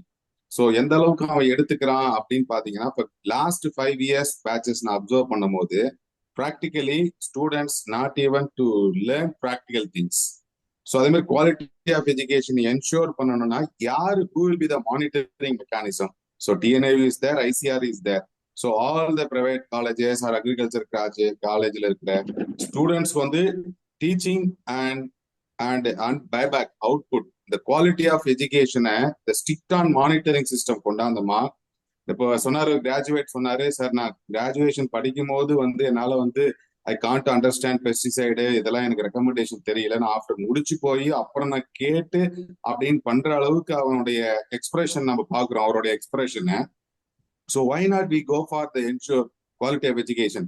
அதே மாதிரி பைட்டோ கெமிஸ்ட்ரி, பெஸ்டிசைட் கெமிஸ்ட்ரி, இதெல்லாம் டீப்பா நம்ம ஸ்டூடெண்ட்ஸ் படிக்கிறது இல்லை, சிலபஸ் எல்லாம் ரிமூவ் பண்ணிட்டாங்க. ஸோ அதே மாதிரி பைட்டோ கெமிஸ்ட்ரி பாத்தீங்கன்னா ஒவ்வொரு கிராப்லயும் என்ன phyto, for example sugar cane, while we are studying undergraduate, எப்ப கட்டிங் ஆர்டர் கொடுக்கணும், எப்ப குளுக்கோஸ் சுக்ரோஸ் லெவல் எப்படி ஏறும், எப்ப கட்டிங் ஆர்டர் கொடுக்கணும்லாம் டீப்பா படிச்சது. இப்ப வந்து கிராப் கெமிஸ்ட்ரியே எடுத்துட்டாங்க, பெஸ்டிசைட் கெமிஸ்ட்ரி டீப்பா இல்ல, ஜஸ்ட் அப்படியே. Even soil chemistry also just touch on, that's all. So the quality of education and syllabus revision பண்ணாலும் ஸ்கூல் கிட்ஸ் படிக்கிற அளவு கூட நம்ம அக்ரி கிராஜுவேட்ஸ் படிக்கிறது இல்லை. ஸோ ஏன்னா ஐ handle 2013 syllabus, 15 syllabus, 17 syllabus. It is completely varying. ஒரு கோர்ஸை 2ஆ மெர்ஜ் பண்றது, 2 கோர்ஸை 1ஆ ஆக்குறது, கோர்ஸை ரிமூவ் பண்ணிடுறது, இந்த மாதிரி சுச்சுவேஷன்லாம் போயிட்டு இருக்குது கிரெடிட் சிஸ்டத்துல. ஸோ என்னுடைய கருத்து என்னன்னா, அக்ரி கவுன்சில் வரணும். Yes, I am expecting this always to ensure the quality of education for to monitoring mechanism, very stringent monitoring mechanism கொண்டாந்தாங்கன்னா நம்ம graduates equally to our medical graduates, நம்ம ப்ரொஃபஷனல் ஸ்டூடெண்ட்ஸ் சொல்லிக்கிறோம், professional அக்ரிகல்ச்சர்னு சொல்றோம், BSc honours change பண்ணியாச்சு. But monitoring mechanism we are missing. அந்த monitoring mechanism who will take care, that will be very very helpful. இப்போ CBSE, NCERT இருக்கு, CBSE school இருக்காங்க, international school இருக்காங்க, மெட்ரிகுலேஷன் இருக்காங்க. ஸோ எப்படி அவனுடைய அவுட்கம் இருக்குன்னு நல்லா பாருங்களேன். கவர்மெண்ட் ஸ்கூல்ல படிக்கிற ஸ்டூடெண்ட்ஸ் அப்ப அந்த குவாலிட்டியை வந்து பார்க்கும்போது, அப்ப காலேஜஸ் போகும்போது அவனுடைய டீச்சிங் அவனுடைய learning capacities entirely is different. So same mentality நம்ம அக்ரி கிராஜுவேட்ஸ்க்கு கொண்டாடணும். ஏன்னா அவன் வந்து ரூரல் அக்ரிகல்ச்சர் ஒர்க் எக்ஸ்பீரியன்ஸ்லயும் ஒண்ணுமே கத்துக்கிறது இல்லை. So last year it's just wasting of time. ஏன்னா நான் அந்த 10 years அப்சர்வேஷன்ல சொல்லிட்டு இருக்கேன். ஸோ எல்லாமே காம்படிட்டிவ் எக்ஸாம் படிக்கணும், பேங்க் எக்ஸாம் போகணும், that's all. Never ever bothering about practical knowledge or ப்ராக்டிக்கலா கத்துக்கணும். அந்த ஒரு இது எண்டூரன்ஸ் இல்லாம இருக்காங்க நம்ம agri graduate students from whole Tamil Nadu. So அதை வந்து என்னுடைய பெரிய ரெக்கமெண்டேஷன், பெரிய குறிஸா நான் வைக்கிறேன். Quality of education and monitoring மெக்கானிசத்தை வந்து ஸ்ட்ரிஞ்சண்டா பண்ணமா, எக்ஸ்பெக்டிங் அவுட்கம் நம்ம கிராஜுவேட்ஸ் இருக்கும். நம்ம இந்த கவுன்சில கொண்டாடும் போது நம்மளுடைய குவாலிட்டி ஆஃப் எஜுகேஷனும் இதுவும் ஹெல்ப்ஃபுல்லா இருக்கும். ஏன்னா இப்ப சார் சொன்னார், ஃபார்மர் ரவிச்சந்திரன் சார் சொன்னாரு, பல பேர் பல ஃபால்ஸ் இன்ஃபர்மேஷனை கொடுக்குறாங்க. So we have to giving authentication. இப்போ ஹார்ட் ஸ்பெஷலிஸ்ட்னா ஹார்ட் ஸ்பெஷலிஸ்ட், ஐ ஸ்பெஷலிஸ்ட்னா ஐ ஸ்பெஷலிஸ்ட், அந்த ஸ்பெஷலைசேஷன் நம்ம கொண்டாந்து அப்படி கொடுக்கணும். எல்லாரும் டெக்னாலஜி சொல்றோம், எல்லாரும் எல்லா ரெக்கமெண்டேஷன் சொல்றோம். ஸோ அதை வந்து குவாலிட்டி என்ஷூர் பண்ணனா we have to give for the council is very very important. So அதை நீங்க கொண்டு வாங்க. திஸ் இஸ் மை என்னுடைய இருக்கிறத நான் openly I am telling. So 10 years I was இந்த டீச்சிங் ஃபீல்ட். அதை நான் சொல்றதுக்கு இப்ப இந்த சான்ஸ் கிடைச்சிருக்கு. So doctor Vinod also invited me and Joy also. Sir நிறைய நாள் நாங்க டிஸ்கஸ் பண்ணிருக்கோம். So thank you for the opportunity. Thank you doctor Ilayabalan. உங்களுடைய தகவல்களுக்கு கருத்துக்களுக்கு மிக்க நன்றி. அடுத்ததாக திரு பொன்ராஜ் அவர்களை பேச அழைக்கிறேன். திருநெல்வேலியிலிருந்து Thiru Ponraj, retired bank officer. Sir please. Okay sir, good evening to all. Good evening sir. Sir, இந்த கவுன்சில் அமைக்கிறதுக்கு பிரச்சனை இருக்குங்கிறாங்களே, அதுக்கு என்ன எஃபர்ட்ஸ் எடுத்திருக்காங்க, முயற்சிகள் செஞ்சிருக்காங்க? அது ஏதாவது எங்கேயாவது சொன்ன மாதிரி எனக்கு தோணலை. All India agri students association என்ற அமைப்பு அதுக்காக முயற்சிகள் மேற்கொண்டு வர்றாங்க. இருந்தாலும் இது வந்து ஸ்டேட் சப்ஜெக்ட் அப்படிங்கறதுனால மாநில அளவுல இதை ரெஜிஸ்டர் பண்ணிட்டு வாங்க அப்படின்னு சொல்லி இருக்காங்க. ஜிஓஸ் இஷ்யூ பண்ண சொல்லி ஜெயச்சந்திரன் அவர் பேர் என்ன ரவிச்சந்திரன் கூட சொன்னாரு. அது சொல்றாரு, ஏன் அதை ஃபார்ம் பண்ணதுக்கு என்ன தடைகள் இருக்கு, அதெல்லாம் மாத்தி அது தடைகளை எடுத்து அதுக்கு உள்ள பிரச்சனைகள்லாம் தீர்த்து ஏன் செய்ய முடியல? என்ன அது யாராவது எஃபர்ட்ஸ் எடுத்துட்டு இருக்காங்களா? எடுத்துட்டு இருக்காங்க. எந்த ஒரு முயற்சிக்கும் எதிர்வினையும் இருக்கும் இல்லையா? பஞ்சாப்ல பண்ணிருக்காங்க, மற்ற ஸ்டேட்ல பண்ணிருக்காங்க. Other states are started doing that. why we cannot do it? என்ன ஏன் டாக்டர் வினோத் கொஞ்சம் இது தொடர்பான விரிவான விளக்கம் சொல்லுங்களேன். அதுக்கு பண்ணணும். நிறைய பேர் இன்ட்ரெஸ்ட் இருக்கான். கவுன்சில் இருக்க மெடிக்கல் கவுன்சில் மாதிரி இதுவும் வந்தா நல்லதுதான். டெஃபினட்டா இருக்கணும். அது அவருக்கு சொன்னார்ல, குவாலிட்டி ஆஃப் எஜுகேஷன் சொல்றாரு ஒரு பக்கம், எல்லாம் சொல்றாங்க இல்லையா? தேங்க்யூ ஐயா. கண்டிப்பா நீங்க சொன்ன மாதிரி என்ன இதுக்கு முக்கியமான காரணம் அப்படின்னா யூனிட்டி சார். அது இந்த சமயம் இப்ப இந்த பட்ஜெட் வேளாண் பட்ஜெட் சொல்லியிருக்காங்க இல்லைங்களா? இந்த கொண்டு போனாங்க அப்படின்னா இது கரெக்டா அமையும் அப்படின்ற ஒரு விதம். அவங்க என்னென்னலாம் காரணங்கள் சொல்லி நிறுத்தி வச்சாங்களோ அதை வந்து அந்த காரணங்கள்லாம் எடுத்துட்டு அந்த டிராப்டை நம்ம மறுபடியும் கொண்டு போனாங்க அப்படின்னா கண்டிப்பா அக்செப்ட் பண்ணிக்குவாங்க. டிராப்ட்லாம் வந்து கொடுத்துருக்கீங்க ஆல்ரெடி. இப்ப வந்து அக்ரிகல்ச்சர் செக்ரட்டரிக்கும் அக்ரிகல்ச்சர் மினிஸ்டருக்கும் எல்லாம் டிராப்ட்லாம் ஆல்ரெடி கொடுத்துருக்கீங்க.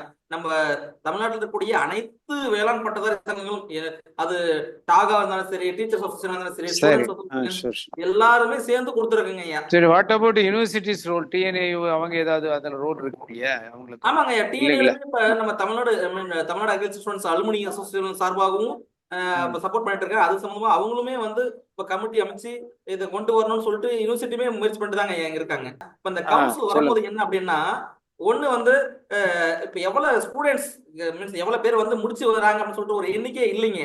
இப்ப எப்படி டாக்டர்ஸ் எல்லாம் பாத்தீங்கன்னா இவ்வளவு பேர் வந்து முடிச்சு வராங்க அப்படின்னு அவங்க ரெஜிஸ்டர் பண்ணும்போது தமிழ்நாட்டுல இவ்வளவு பேர் இருக்காங்க. ஆமா, இப்ப லா காலேஜ்ல அதே மாதிரி பண்றாங்க. பார் கவுன்சில்ல இது பண்றாங்க இல்லையா? பார் கவுன்சில்ல நம்ம கிட்ட அந்த மாதிரி இல்லைங்க. ஏன்னா இப்ப நிறைய பேர் இல்ல அது கவுன்சில் வந்த பிறகுதான் நம்ம ரெஜிஸ்டர் பண்ணுவாங்க. அது வரணும்னு நினைக்கிறேன். கவுன்சில் வந்தாதான் நம்ம வந்து நம்மளால வந்து எவ்வளவு பேர் இருக்காங்க முடியும். இன்னொன்று வந்து இந்த குவாலிட்டி எஜுகேஷன்றது இப்ப கவுன்சில் இருக்கிறாங்கன்னா, வெட்டரி கவுன்சில் இருக்கிறாங்கன்னா வந்து இப்போ நீங்க பிரைவேட்டா ஒரு வெட்டரி காலேஜ் கொண்டு வர முடியலைங்க. ஓகேங்களா? ஒரு குவாலிட்டி லா பாத்தீங்கன்னா நீங்க அவ்வளவு சீக்கிரம் கொண்டு வர முடியாது. ஒரு மெடிக்கல் கவுன்சில் அப்ரூவல் இல்லாம ஒரு மெடிக்கல் காலேஜ் கொண்டு வர முடியாது. ஆனா நீங்க பாத்தீங்க அப்படின்னா எங்க அக்ரிகல்ச்சர் இல்லாதனால any deemed universities they can open A agriculture faculty. அதான் நிறைய காலேஜ் ஓபன், நிறைய காலேஜஸ் வந்துட்டு இருக்குது. இப்ப அது வரும்போது என்ன ஆகுது, குவாலிட்டி எஜுகேஷன் போயிட்டே இருக்குது. யாருனாலும் நீங்க வந்து சொன்ன மாதிரி அதோட சிலபஸ் அதெல்லாம் நிறைய ஒவ்வொரு காலேஜுக்கு ஒவ்வொரு மாதிரி இங்க ஃபாலோ. ஆமா, குவாலிட்டி இஸ் அஃபெக்டட் வச்சுக்கிறாங்க. இது ஒண்ணுங்க. ரெண்டாவது பாயிண்ட் அப்படின்னா, ஆல்ரெடி இப்ப நிறைய டிஸ்கஸ் பண்ண மாதிரி ஒரு இந்த கவுன்சில் இருந்துச்சு அப்படின்னா, இப்ப எப்படி பாத்தீங்கன்னா ஒரு மெடிக்கல் கவுன்சில் இருக்கும்போது ஒரு புதுசா ஒரு கண்டுபிடிப்பு வருது, டேப்லெட் கண்டுபிடிக்கிறாங்க, ஒரு மருந்து கண்டுபிடிக்கிறாங்க அப்படின்னா வித் ஒரு ஒன் ஆஃப் த மெம்பர்ஸ் பாத்தீங்க அப்படின்னா அந்த மருந்து நம்ம தமிழ்நாட்டுக்குள்ளேயோ இந்தியாவுக்குள்ள வரும்போது அந்த கவுன்சில் மூலியமாக தான் வருதுங்க. ஓகேங்களா? நிறைய பாடி இந்த கவுன்சில் இருக்கக்கூடிய உறுப்பினர்கள் அப்ரூவோட தான் வருதுங்க. அதே மாதிரி இப்ப நமக்கு கவுன்சில் இருந்துச்சுன்னா ஒரு ஒரு ஒரு ஒரு குவாலிட்டியான ஒரு மருந்து இல்ல, பேன் பண்ண கெமிக்கல் வந்து உள்ள வருது அப்படின்னா அங்க நம்ம தடுக்க முடியும். குவாலிட்டி பிராக்டிஸ், குவாலிட்டி இது மருந்துகள் இதெல்லாம் பப்ளிஷ் பண்ணலாம். கண்டுபிடிப்புகள் வரதுக்கான வாய்ப்பு நிறைய இருக்கும். நம்ம ஏன்னா இப்ப எந்த மருந்து என்ன கண்டுபிடிப்புகள் இருக்குன்னு தெரியல, நிறைய வருது. இப்ப ஐயா சொன்னாங்க, ரவிச்சந்திரன் ஐயா சொன்னாரு இல்லைங்களா, யாருமே வந்து ஒரு சொன்ன மாதிரிதான் இப்ப அந்த கம்பெனிக்காரன் போனா என்னது பெஸ்ட் வாங்கிடுங்க அப்படின்றாங்க. ஆமா கரெக்ட். அந்த ரெப்ரசன்டேட்டிவ் என்ன சொல்றாங்களோ இல்ல கடைக்காரன் என்ன சொல்றான்னா அதை வாங்கிட்டு தான் போறாங்க. இப்ப இதுவே நம்ம வந்து நம்ம அக்ரிகல்ச்சர் கிராஜுவேட் ரெக்கமெண்ட் பண்ணாதான் நீங்க அதை வந்து நீங்க அந்த கெமிக்கல் கொடுக்கணும் அப்படின்னா அது ரெஸ்பெக்ட் ஆஃப் எனி கம்பெனியா இருக்கலாம். பட் அந்த கெமிக்கல்ஸ் போகும்போது அங்க நம்ம போய் கேட்டாங்க அப்படின்னா கொடுத்தாங்க அப்படின்னா அது ஓகேங்க. அதுக்காக தான் வந்து நம்ம இந்த பிரிஸ்கிரிப்ஷன்ஸ் எப்படி நம்ம வந்து மெடிக்கல் பிரிஸ்கிரிப்ஷன் கொடுக்கணுமா நாமளும் அவங்க சொன்னாங்க. இப்ப விவசாயி வந்து இந்த எப்படி இப்போ ஒரு டாக்டர் போனோடனே உனக்கு இந்த ப்ராப்ளமா சொல்றாங்களா அப்படி கிடையாது இல்லைங்களா. என்ன பிரச்சனை உங்களுக்கு, என்ன தேர்ன ப்ராப்ளமா இல்ல வந்து என்ன காய்ச்சல் எப்படி எவ்வளவு இது இருக்குது, என்ன சாப்பிட்டீங்க அப்படி கேட்கற மாதிரி நம்மகிட்டே வந்து அவங்க கேட்கும் போது அந்த நிலத்துல என்ன பிரச்சனை, என்ன இது மண்ணில் பற்றாக்குறை, அந்த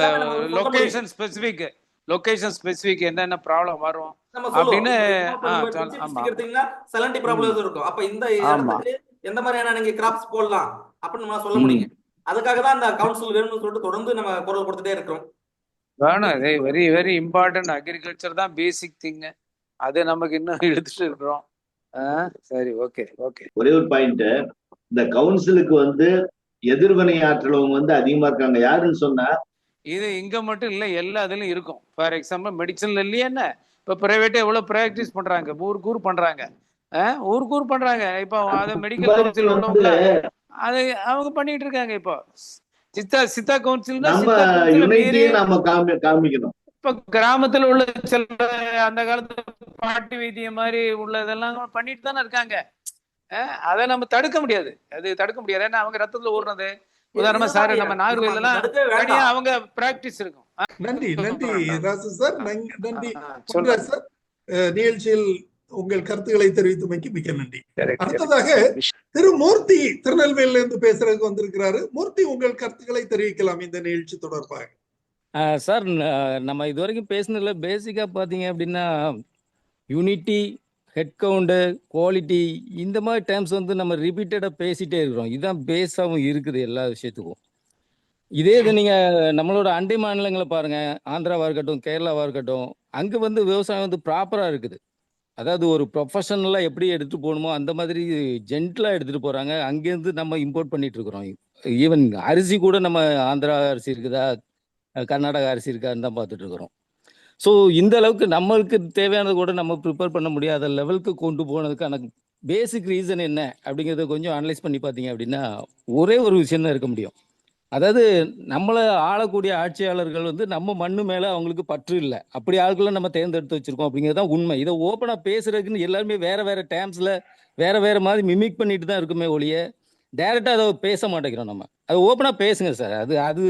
அதாவது இப்போ சார் கேட்குறாங்க இல்லையா, ரூட் காஸ் அனாலிசிஸ் என்ன, ஏன் யார் அதை தடுக்கிறா அப்படிங்கிறது. அடுத்து ரெண்டாவது பாயிண்ட் பார்த்தீங்க அப்படின்னா ஒரு கம்ப்ளைண்ட் பேசிக்லேருந்து எல்லா டைம்லையும் சொல்லிட்டு இருக்கிறீங்க, ஃபார்மர்ஸ் வந்து சில விஷயங்களை அக்செப்ட் பண்ணல அப்படின்ட்டு. சார், ஃபார்மர்ஸ் வந்து எப்போவுமே எல்லா விஷயங்களையும் அக்செப்ட் பண்ணுறதுக்கு ரெடியாக தான் இருக்காங்க.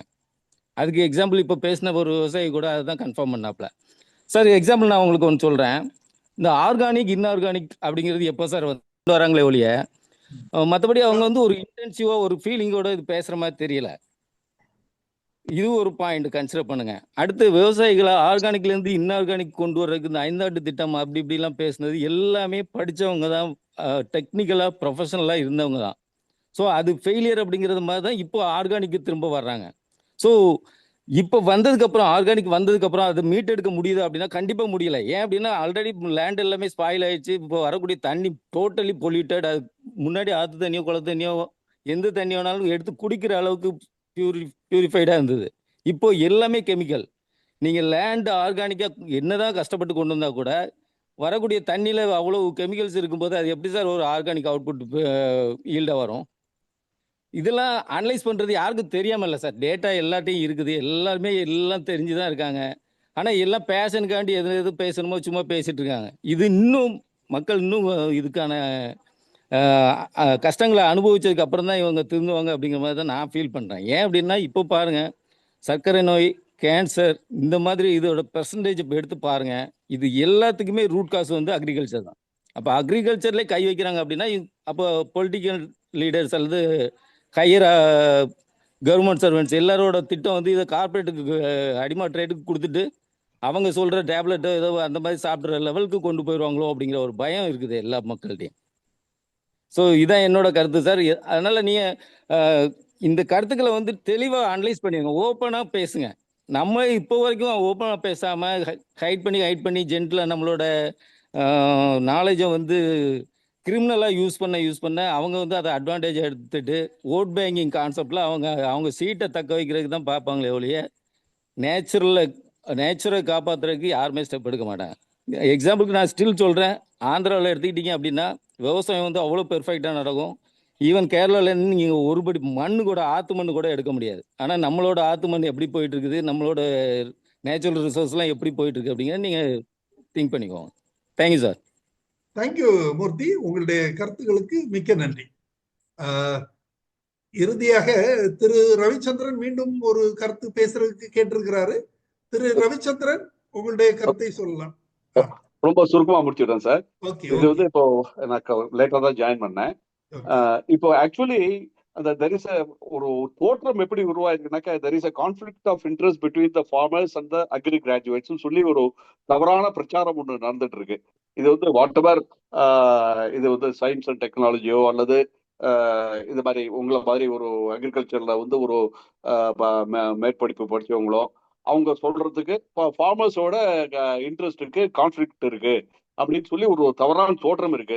அதனால இது வந்து தவறுன்னு சொல்லி உணர்த்துறதுக்கு அதுக்கு வந்து ஒரு டெஃபினட்டா முன்னாடியே சொன்னது ஒரு awareness is very much needed. So we have to build the gap between the farmers and the agri graduates. இது வந்து இது நிச்சயமா செய்ய முடியும். இந்த ரூரல் அக்ரிகல்ச்சர் ராவா, what is that, rural agriculture work experience, ராவே ராவே ப்ரோக்ராம்ல வந்து என்னுடைய நிலத்து விவசாய நிலத்துக்கும் பார்க்கறதுக்காக சில பிள்ளைங்கள்லாம் வந்திருந்தாங்க. அவங்கள்ட்ட வந்து அந்த ஒரு லாஸ்ட் சாய்ஸ் மாதிரி தான் அவங்க வந்து பேச்சு இருந்தது. அவங்ககிட்ட கேட்கறது, இது வந்து ஹவு மெனி ஆஃப் யூ நீங்க வந்து விவசாயத்தில் தொடர போறீங்க அப்படின்னு கேட்டாக்கா வந்து யாருமே அதை வந்து ஒரு ஆர்வம் காட்டல. அப்புறம் வந்து என்ன வேலைக்கு போக போறீங்கன்னாக்கா, நான் வந்து பேங்க்கு போறேன் அல்லது இது பண்ணிக்க போறேன் அப்படின்னு சொல்லி சமதர் ஜாபுக்கு போறேன் அப்படின்னு சொல்லிட்டு இருந்தாங்க. எத்தனை பேர் வந்து மேற்கொண்டு ஃபர்தரா பர்சூ பண்ண போறீங்க அப்படிங்கிற அதுக்கும் சரியான ஒரு பதில் இல்லை. ஏன்னா அவங்களுக்கு வந்து ஒரு நம்பிக்கை ஏற்படுத்தணும். அந்த ராவே ப்ரோக்ராம் அந்த பசங்க அந்த ஸ்டூடெண்ட்ஸ்ட பேசினதுல அந்த ஒரு ஃபீலிங் இருந்தது. நான் சிம்பிளா ஒரு கேள்வி கேட்டேன். அதுல வந்து சில பெண் குழந்தைங்கள்லாம் வந்திருந்தாங்க. அவங்கள்ட்ட கேட்டேன், இது வந்து நீங்க இவ்வளவு தூரம் அக்ரிகல்ச்சர் வந்து இப்போ இது பண்ணது, பிஎஸ்சி அக்ரி பண்றது எப்படி ஒரு பேஷன் இருக்குன்னு தெரியுது. இப்போ வந்து சிம்பிளா வந்து ஆன்சர் மீ எ கொஸ்டின், நீங்க வந்து how many of you would marry a ஃபார்மர்னு கேட்டதுக்கு யாருமே கிட்டத்தட்ட 15 குழந்தைங்க வந்திருந்தாங்க, ஒத்துருமே கை தூக்கல. அதை வந்து ஒரு ஸ்மார்ட் கேர்ள் எங்கிட்ட கேட்டாங்க, நீங்க எப்படி வந்து உங்களுக்கு எப்படி how did you get married அப்படின்னு கேட்டாங்க. அப்புறம் நான் சொன்னேன், இது வந்து I got married before I became a farmer சொன்னேன். அவங்கள்ட்ட ஜோக்குலரா சொன்னேன். ஸோ அதனால ஒரு சோஷியல் ஸ்டிக்மாவா வந்து அந்த கிராஜுவேட்ஸ்க்கே நினைக்கிறாங்க இது வந்து புனிதமான தொழில் நீங்க செய்றீங்க. இன்ஃபேக்ட் வந்து எங்களை மாதிரி உள்ள நான் விவசாயத்துக்கு வந்து நான் சார்ட்டர்ட் அக்கௌண்டன்சி தான் படித்தேன். பட் எனக்கு நெவர்தலெஸ் நான் வந்து இது வந்ததுக்கு காரணம் என்னன்னாக்க, இந்த மாதிரி வந்து இந்த உங்களை மாதிரி உள்ள சில ஃப்ரெண்ட்ஸ் எல்லாம் இருந்தப்பறம் நான் வந்து சரி okay why not I take up farming as my கேரியர்னு சொல்லிட்டு டில் திஸ் டேட் வந்து நான் வந்து I am proud to be a farmer. இது வந்து ஃபர்ஸ்ட் வந்து ப்ரூவ் பண்ணும் சார். அக்ரி கிராஜுவேட்ஸ் உங்களுடைய நோக்கங்களும் விவசாயிகளோட தேவைகளும் பர்ஃபெக்ட்லி அலைன் ஆகுது அப்படின்னு சொல்லி அதை வந்து ஃபர்ஸ்ட் வந்து ப்ரூவ் பண்ணோம். நான் வந்து இன்ஃபேக்ட் வந்து அந்த I can even organise meeting between the farmers and agri graduates and ஃபார்மர்ஸோட சப்போர்ட்டும் இங்கே தேவை. இப்போ அன்னைக்கு கூட வந்து இந்த முன்னாடி தெரிஞ்சிருந்தா நான் சொல்லியிருப்பேன். அந்த இது இருக்குல்ல, வாட் இஸ் தட், அந்த அக்ரி கவுன்சிலுக்கு வந்து இப்போ எங்க கும்பகோணத்துல ஒரு மீட்டிங் வச்சிருந்தாங்க. மினிஸ்டர் வந்து அட்டன் பண்ணாங்க, செக்ரட்டரி அக்ரிகல்ச்சர்லாம் வந்திருந்தாங்க. அதுல வந்து சஜஷன் கேட்டாங்க. நான் ஆஃப்கோர்ஸ் வந்து திருவாரூர் டிஸ்ட்ரிக்ட் சார்பாக என்ன பேச சொன்னாங்க. நான் சில கருத்துக்களை சொன்னேன். எனக்கு வந்து எனக்கு இட் டிட் ஸ்ட்ரைக் மீ, இது மாதிரி அக்ரி கவுன்சில் வேணும்னு சொல்லி நாங்கள் சொல்லிட்டாங்க. டெஃபினட்டா farmers voice has equally valuable இது சார். நாங்க வந்து we constitute more than 50% of the population. அதனால there should be perfect understanding between the farmers and the agri graduates. So not there may be few farmers who have apprehensions about this agri council, but வந்து இந்த ஒரு இது இருக்கு இல்லையா, அவங்களே வந்து எல்லாரோட ஃபார்மரோட ஒப்பீனியன் ஆகாது. அதனால ஃபார்மர்ஸோட எங்களுடைய ஆதரவும் வந்து நாங்க ஃபார்மலா எப்படி தெரிவிக்கணும்னு சொல்லுங்க. நான் வந்து ஒரு கையெழுத்து நடத்தி நான் வந்து அக்ரி கவுன்சில் வேணும்னு சொல்லிட்டு நான் ஒண்ணு கொடுக்குறேன். அது வினோத் சார்கிட்ட நான் வந்து ஒரு டிராஃப்ட் வாங்கிக்கிறேன். This is my humble suggestion sir. Thank you. Thank you sir. கண்டிப்பா இப்ப இந்த ப்ரீ பட்ஜெட்லயே வந்து கேட்டிருக்காங்க மெயில் நீங்க கொடுங்க இந்த மாதிரி சொல்லிட்டு உங்களுக்கு என்னென்ன வேணும்னு சொல்லிட்டு, அதுல கண்டிப்பா அந்த மெயில்ல நீங்க வந்து அக்ரிகல்ச்சர் கவுன்சில் வேணும் அப்படின்னு சொல்லிட்டு கொடுங்க. அதே மாதிரி நீங்க சொன்ன மாதிரி நீங்க பார்மர்ஸ் எல்லாம் கையெழுத்து வாங்கி கொடுத்து நல்லா இருக்கும். அதே மாதிரி நீங்க அடுத்த சந்திப்பு முதல்வர் ஆகட்டும், இதுல வந்து அக்ரிகல்ச்சர் மினிஸ்டர் சந்திக்கும் போதும் உங்களுடைய ஒத்துழைப்பு கண்டிப்பா தேவைப்படுங்க ஐயா. நான் கண்டிப்பா உங்ககிட்ட சொல்றேன், கண்டிப்பா நீங்க வாங்க. ஃபார்மிங் கம்யூனிட்டியா வந்தீங்க அப்படின்னா ரொம்ப இதா இருக்கும், எங்களுக்கு சப்போர்ட்டா இருக்குங்க ஐயா. அடுத்ததாக பனை வாரிய உறுப்பினர், தமிழ்நாடு அரசின் பனை வாரிய உறுப்பினர் திரு பசுமை வளவன் அவர்கள் பேச வந்திருக்கிறாரு. Sir please. அனைவருக்கும் என்னுடைய பணிவான வணக்கத்தை தெரிவித்துக் கொள்கிறேன். இன்று தமிழ்நாட்டினுடைய முதலமைச்சர் மாண்புமிகு மு.க. ஸ்டாலின் அவர்களை விவசாய சங்கத்தின் சார்பாக சந்தித்தோம். அந்த சந்திப்பில் தமிழ்நாட்டில் வேளாண் மன்றம் அமைக்க வேண்டும் மற்றும் வேளாண்மையை அடிப்படை பாடமாக கொண்டு வர வேண்டும் என்ற 2 கோரிக்கைகளை முன்வைத்து மாண்புமிகு தமிழ்நாடு முதல்வர் அவர்களிடம் இன்று சமைத்து வைத்துள்ளேன். விரைவில் இந்த பட்ஜெட்டில் அக்ரி கவுன்சிலை எதிர்நோக்கி உள்ளோம். அதற்கு விவசாயிகள் மத்தியில் ஒரு விஷயத்தை பரவலாக பேசப்பட்டு வருகிறது. பல விவசாயிகளுக்கு தவறாக சித்தரிக்கப்பட்டு வருகிறது. ஐயா இப்போ கும்பகோணத்தை சார்ந்த ஐயா மயிலாடுதுறை மீட்டிங்ல ஐயாவும் பேசினாங்க. நானும் அந்த மீட்டிங்ல இருந்தேன், கும்பகோணத்தில் நடந்த கூட்டத்துல. அப்போ இந்த அக்ரி கவுன்சில் நடைமுறைப்படுத்த வேண்டும், மாண்புமிகு தமிழக முதல்வர், மறைந்த முதல்வர் டாக்டர் கலைஞர் அவர்களால் கொண்டு வரப்பட்ட ஒரு திட்டம். மாண்புமிகு வேளாண்மைத்துறை, அப்பொழுது இருந்த வேளாண்மைத்துறை அமைச்சர் மாண்புமிகு வீரபாண்டிய ஆறுமுகத்தால் கொண்டு வரப்பட்ட ஒரு திட்டம் என்று நாம் முன் வச்சோம். ஆனா சில விவசாயிகள் தன்னுடைய சுயநலத்துக்காக இது ஒரு கருப்பு சட்டம் என்று ஒரு முத்திரை குத்தி கொண்டு இருக்கிறார்கள். இப்ப ரவிச்சந்திரன் மாதிரி முன்னோடி விவசாயிகள் கையெழுத்து இயக்கமே நடத்துவதாக அறிவித்தார்கள். ரொம்ப மகிழ்ச்சியாக இருந்தது. ஒவ்வொரு நாளும் இந்த அக்ரி கவுன்சில் எப்படியாவது தமிழ்நாட்டிற்குள் கொண்டு வர வேண்டும் என்று ஒவ்வொரு நாளும் முயற்சி செய்து கொண்டு இருக்கிறோம். தனி பட்ஜெட், வேளாண் பட்ஜெட்டுக்காக ஒரு மின் அஞ்சல் கொடுக்கப்பட்டுள்ளது. அந்த மின் அஞ்சலுக்கு தமிழ்நாட்டில் அக்ரி கவுன்சில் அமைக்க வேண்டும் மற்றும் வேளாண்மையை அடிப்படை பாடமாக கொண்டு வருவோம் என்று 2006ஆம் ஆண்டு அப்போது இருந்த தமிழ்நாடு முதலமைச்சர் டாக்டர் கலைஞர் அவர்கள் சட்டமன்றத்திலே அறிவித்தார். அதனுடைய அடிப்படையாக 200 ஆசிரியர் பணி நியமிக்கப்பட்டது. ஆனால் அதற்கு பின் வந்த அரசாங்கம் அதை கிடப்பில் போட்டுவிட்டது. இதுதான் இங்க நடந்துகிட்டு இருக்கு. நம்ம கூட அக்ரி கிராஜுவேட்டுக்குள்ள ஒரு ஒற்றுமையில தொடர் கண்டினியூட்டியா வந்து அதை எடுத்துக்கொண்ட வேலையை தொடர்ந்து செயலாற்றிட யாரும் முன் வராததுக்கு ஒரு இடையில ஏற்பட்ட ஒரு தொய்வு காரணம். ஏனென்றால் 2003ஆம் ஆண்டு மாண்புமிகு வேளாண்மைத்துறை அமைச்சராக இருந்த நமது ஜீவானந்தம் அவர்கள் இருக்கும்பொழுது தமிழ்நாடு வேளாண் பல்கலைக்கழகத்தில் ஒத்த கோரிக்கையாக அக்ரி கவுன்சில் அமைக்க வேண்டும் என்ற ஒரு கோரிக்கையை 2003ஆம் ஆண்டு நான் முன்வைத்தேன். தொடர்ச்சியாக நாம் முன்வைத்து கொண்டு இருக்கிறோம். ஆனால் இடையில ஏற்பட்ட சில தொய்வு காரணமாக இதை வந்து யாரும் ஃபாலோ பண்ணாம போயிட்டாங்க. இதை வந்து திருப்பி நம்ம முன்னெடுத்து அதை செயல்படுத்தணும். அதுக்கு எல்லாருமே இந்த ப்ரீ பட்ஜெட்டுக்கான ஒரு மெயில் கொடுக்கப்பட்டுள்ளது. அந்த மெயில்ல நம்ம அனைவரும் வந்து மெயில் அனுப்பணும். இந்த மாதிரி அக்ரி கவுன்சில் அமைத்தா விவசாயிகளுக்கு, பெரும்பாலும் விவசாயிகளுக்கு இது ஒரு நன்மை பயக்கக்கூடிய விஷயமாக இருக்கும். ஏனென்றால் ஒரு ஒரு உரக்கடை ஒரு பிஎஸ்சி அக்ரியோ இல்லைன்னா பிஎஸ்சி ஹார்டிகல்ச்சரோ டிப்ளமோ படிக்காத ஒருவர் ஒரு கடை வைத்துள்ளார் என்றால் அவருக்கு யார் அதிகமாக பர்சன்டேஜ் கமிஷன் தராங்களோ அந்த மருந்தை விற்பார். இதை யாராலையும் தடுக்க முடியாது. இத மாதிரி ஒரு சிஸ்டமா அக்ரி கவுன்சில் வந்ததுன்னா அதனால பெரும்பாலும் பயனடையக்கூடியவர்கள் நம்ம விவசாயிகள் தான்.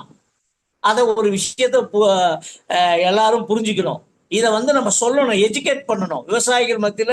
இது ஏதோ விவசாயிகளுக்கு எதிராக ஒரு கருப்பு சட்டம் என்று சித்தரிக்கப்பட்டு வருகிறது. இது கருப்பு சட்டமும் கிடையாது, ஒரு சட்டமும் கிடையாது. விவசாயிகளை பாதுகாக்கக்கூடிய ஒரு மகத்தான ஒரு திட்டம், ஒரு மகத்தான ஒரு கவுன்சில். அது வேளாண்மையை ஒரு தொழிலாக அங்கீகரிக்கிற ஒரு இது. நம்ம நாடு விவசாய நாடு. 70% மேல விவசாயத்தை நம்பி வாழக்கூடிய இந்த நாட்டுல விவசாயத்தை அங்கீகாரம் பெறவில்லை. இப்ப அக்ரி கவுன்சில் அமைந்ததுன்னா இந்த இடைத்தரகர் இல்லாம போயிடுவார்கள். நாடு முழுவதும் தரமான விதைகள் கிடைக்கும், தரமான பூச்சி மருந்து கிடைக்கும், தரமான இயற்கை வேளாண்மையை ஊக்குவிக்க முடியும். இப்படி பல்வேறு நல்ல விஷயங்கள் இதில் இருக்கிறது. அதையெல்லாம் நாம் விவசாயிகள் மத்தியிலே கொண்டு செலுத்த வேண்டும். நமக்குள் ஒரு யூனிட்டி வேணும். அது இல்லை. யாரோ போராடுறாங்க, யாரோ பண்றாங்க அப்படின்னு ஒதுங்கி போயிட்டு இருக்கோம். அதெல்லாம் இல்லை. நாம் எல்லா அசோசியேஷனும் ஒருமித்த கருத்தோட முயற்சி செய்தால் இந்த கோரிக்கை விரைவில் வெற்றி பெறுவதற்கான சாத்தியக்கூறுகள் இருக்கு. இதுல ஒண்ணு என்னன்னா, ஒரு சில பேர் விவசாயிகள் தன்னுடைய சுயநலத்துக்காக இது ஒரு கருப்பு சட்டம் என்று சொல்லி கொண்டிருக்கிறார்கள். அதை மக்கள் மத்தியில் கையெழுத்து இப்ப நமது ஐயா ரவிச்சந்திரன் மாதிரி ஐயா உள்ளவர்களை பயன்படுத்தி இது கருப்பு சட்டம் இல்ல, இது மக்களுக்கு ஒரு தேவையான சட்டம் அப்படி என்று நாம் சொல்ல வேண்டும். ஏனென்றால் இந்தியாவில் குப்பை மேடுகளாக மேலை நாட்டு நிறுவனங்கள் செய்து கொண்டிருக்கிறது. என்னைக்கோ தடை செய்யப்பட்ட மருந்துகளை இந்தியாவின் கொல்லப்புறமாக வித்து கொண்டிருக்கிறோம். அதுக்கு காரணம் என்ன? ஒரு வரையறுக்கப்பட்ட ஒரு கவுன்சில் இல்லாததுதான் பெரிய பின்னடைவு. ஒரு கவுன்சில் இருந்ததுன்னா அதனுடைய பரிந்துரை, இந்த மருந்து இந்த மருந்து இந்தியாவில் அனுமதிக்கலாமா, அனுமதிக்க கூடாதா, இது செய்யலாமா, இது செய்ய வேண்டாமா, மரபணு மாற்றக்கூடிய ஒரு விதை இங்க தேவையா இல்லையா, இப்படி பல்வேறு விதங்களை இது பரிசீலிக்கக்கூடிய ஒரு அமைப்பாக, ஒரு மாநில அமைப்பாக இருக்கும். இப்ப நாங்க வினோத் எல்லாருமே அமைச்சரை சந்திச்சோம். அமைச்சரை தொடர்ந்து ஒவ்வொரு நாளும் தினசரி அமைச்சரை சந்திச்சு சொல்லி கொண்டே இருக்கிறோம். எப்படியாவது அக்ரி கவுன்சில் வேணும், வேளாண்மையை அடிப்படை பாடமாக கொண்டு வரணும்ன்ற ஒரு கோரிக்கை வச்சுக்கொண்டே இருக்கிறோம். எனவே நாம் அனைவரும் இதை நம்ம ரவிச்சந்திரன் மாதிரி ஐயா இருக்கக்கூடியவர்களை, விவசாயிகளையும் இதுல இணைத்து கொண்டு, இது விவசாயிகளுக்கு ஒரு பயனுள்ள சட்டம், இது கருப்பு சட்டம் இல்ல அப்படி என்று நம்ம தெளிவுபடுத்த வேண்டிய நிலையில் நாம் இருக்கிறோம் என்பது என்னுடைய கருத்து. நன்றி திரு பசுமை வளவன். நீங்க உங்களை நீண்ட நாட்களுக்கு பிறகு காணொலி மூலம் சந்திப்பதில் மிக்க மகிழ்ச்சி. நன்றி. உங்களுடைய கருத்துக்களுக்கு இல்ல நம்ம தொடர்ந்து ஒரு முயற்சி பண்றோம். உங்களை மாதிரி இருக்கக்கூடியவர்கள் வழிகாட்டுதலோடு இதை இது பண்ணணும். நீங்க நம்ம இப்ப செய்ய வேண்டிய ஒரே ஒரு செய்தி, தமிழகத்தில் உள்ள வேளாண்மை, தோட்டக்கலை மற்றும் வேளாண் பொறியியல், ஃபாரஸ்ட்ரி படிச்சவங்க எல்லாரையுமே இந்த மெயில் ஐடியை கொடுத்து Tamil Nadu budget agri budget 2025@gmail.com இதை மின்னஞ்சலுக்கு எல்லாரையுமே தமிழ்நாடு வேளாண் மன்றம் அமைக்க வேண்டும் என்ற மெயில் அனுப்பணும். அது வேளாண்மையை அடிப்படை பாடமாக கொண்டு வர வேண்டும் என்று அறிவித்ததை மீண்டும் நடைமுறைப்படுத்த வேண்டும் என்று நாம் வலியுறுத்த வேண்டும். கிட்டத்தட்ட ஒரு 2000 இமெயில் ஒரு 3000 மெயில் போச்சுன்னா அதை அரசு பரிசீலனை பண்ணும். இப்ப நம்ம பண்ண வேண்டியது ஒரு மாசம் முதலமைச்சருக்கும் வேளாண்மை துறை அமைச்சருக்கும் இதை கொண்டு போகணும். இப்ப தொடர்ந்து நான் 3வது 4வது பட்ஜெட் கூட்டத்துல தொடர்ந்து நான் மட்டும் பேசிட்டு இருக்கேன். வேற ஒரு ஆள் பேச மாட்டாங்க. நம்ம கிராஜுவேட்டே இருக்கிறாங்க. ஒரே ஒருத்தர் இது நல்ல சட்டம், இதை நாங்க கொண்டு வர்றதுக்கு முயற்சி பண்றோம், எங்களுக்கு ஒத்துழைப்பு கொடுங்கன்னு ஒருத்தர் பேச மாட்டாங்க. அது ரொம்ப வருத்தமா இருக்கு.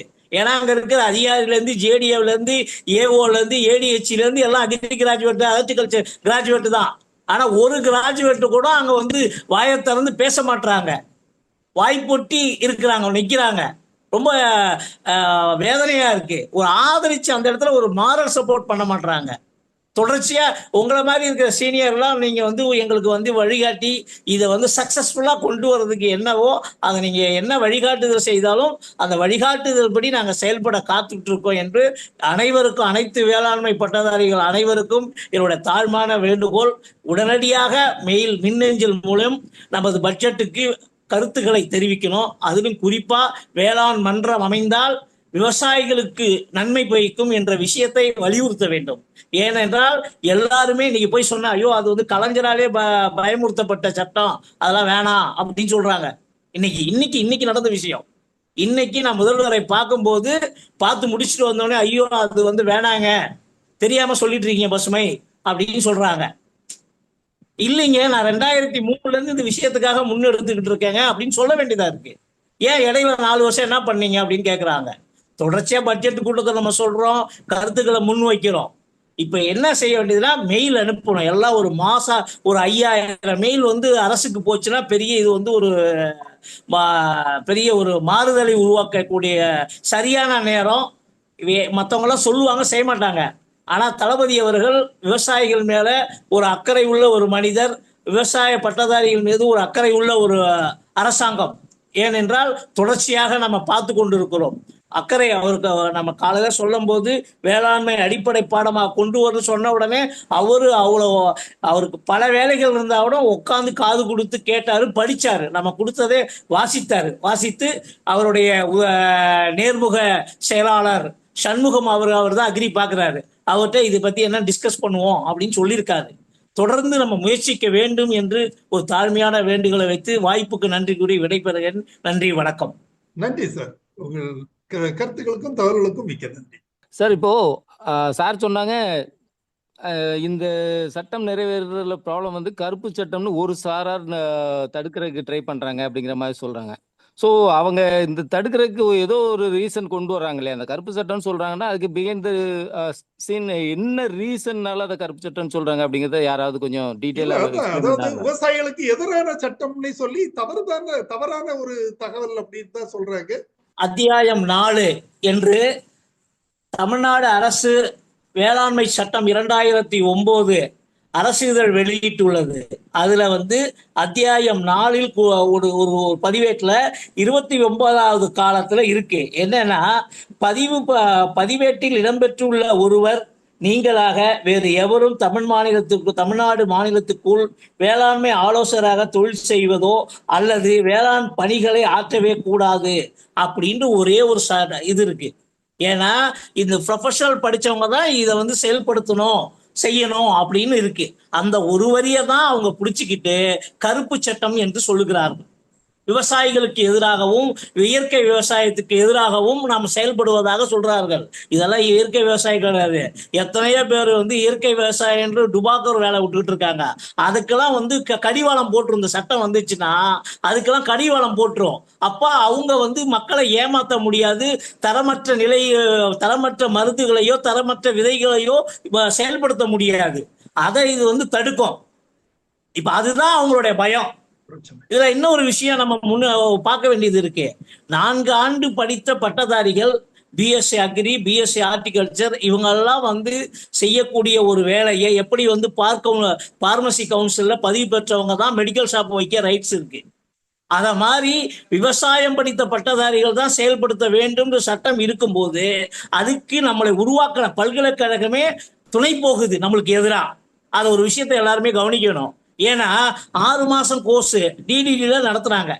துளைத்தூர கல்வியில 6 மாசம் இன்புட் டீலர்ஸ்னு ஒரு கோர்ஸ் நடத்துறாங்க. 4 ஆண்டு படிக்கிறவனுக்கு தெரியாது 3 மாசம் கோர்ஸ் 6 மாசம் கோர்ஸ் படிக்கிறவனுக்கு எப்படி தெரியும்? அந்த மண்ணோடைய தன்மை தெரிய முடியுமா, மருந்தோடைய தன்மை தெரிய முடியுமா? வேற இது வந்து பாருங்க, நம்மளை உருவாக்குற பல்கலைக்கழகமே விவசாய பட்டதாரிகளுக்கு தோட்டக்கலை பட்டதாரிகளுக்கு எதிராக செயல்படுது. இது இதை நம்ம சாதாரணமா நினைக்கிறோம். ஒரு ப்ரொஃபஷனல் படிச்ச ஒரு டிப்ளமோ ஃபார்மசி படிச்சவங்க, பிஃபார்ம் படிச்சவங்க எப்படி மெடிக்கல் ஷாப் வைக்க ரைட்ஸோ அதை மாதிரி அக்ரி கவுன்சில் அக்ரி வந்து படிச்சவங்க தான் வைக்கணும்னு சட்டம் இருக்கும்போது அந்த சட்டத்தை வயலேட் பண்றதுக்கு நம்ம பல்கலைக்கழகமே ஒரு விஷயத்தை உருவாக்குது.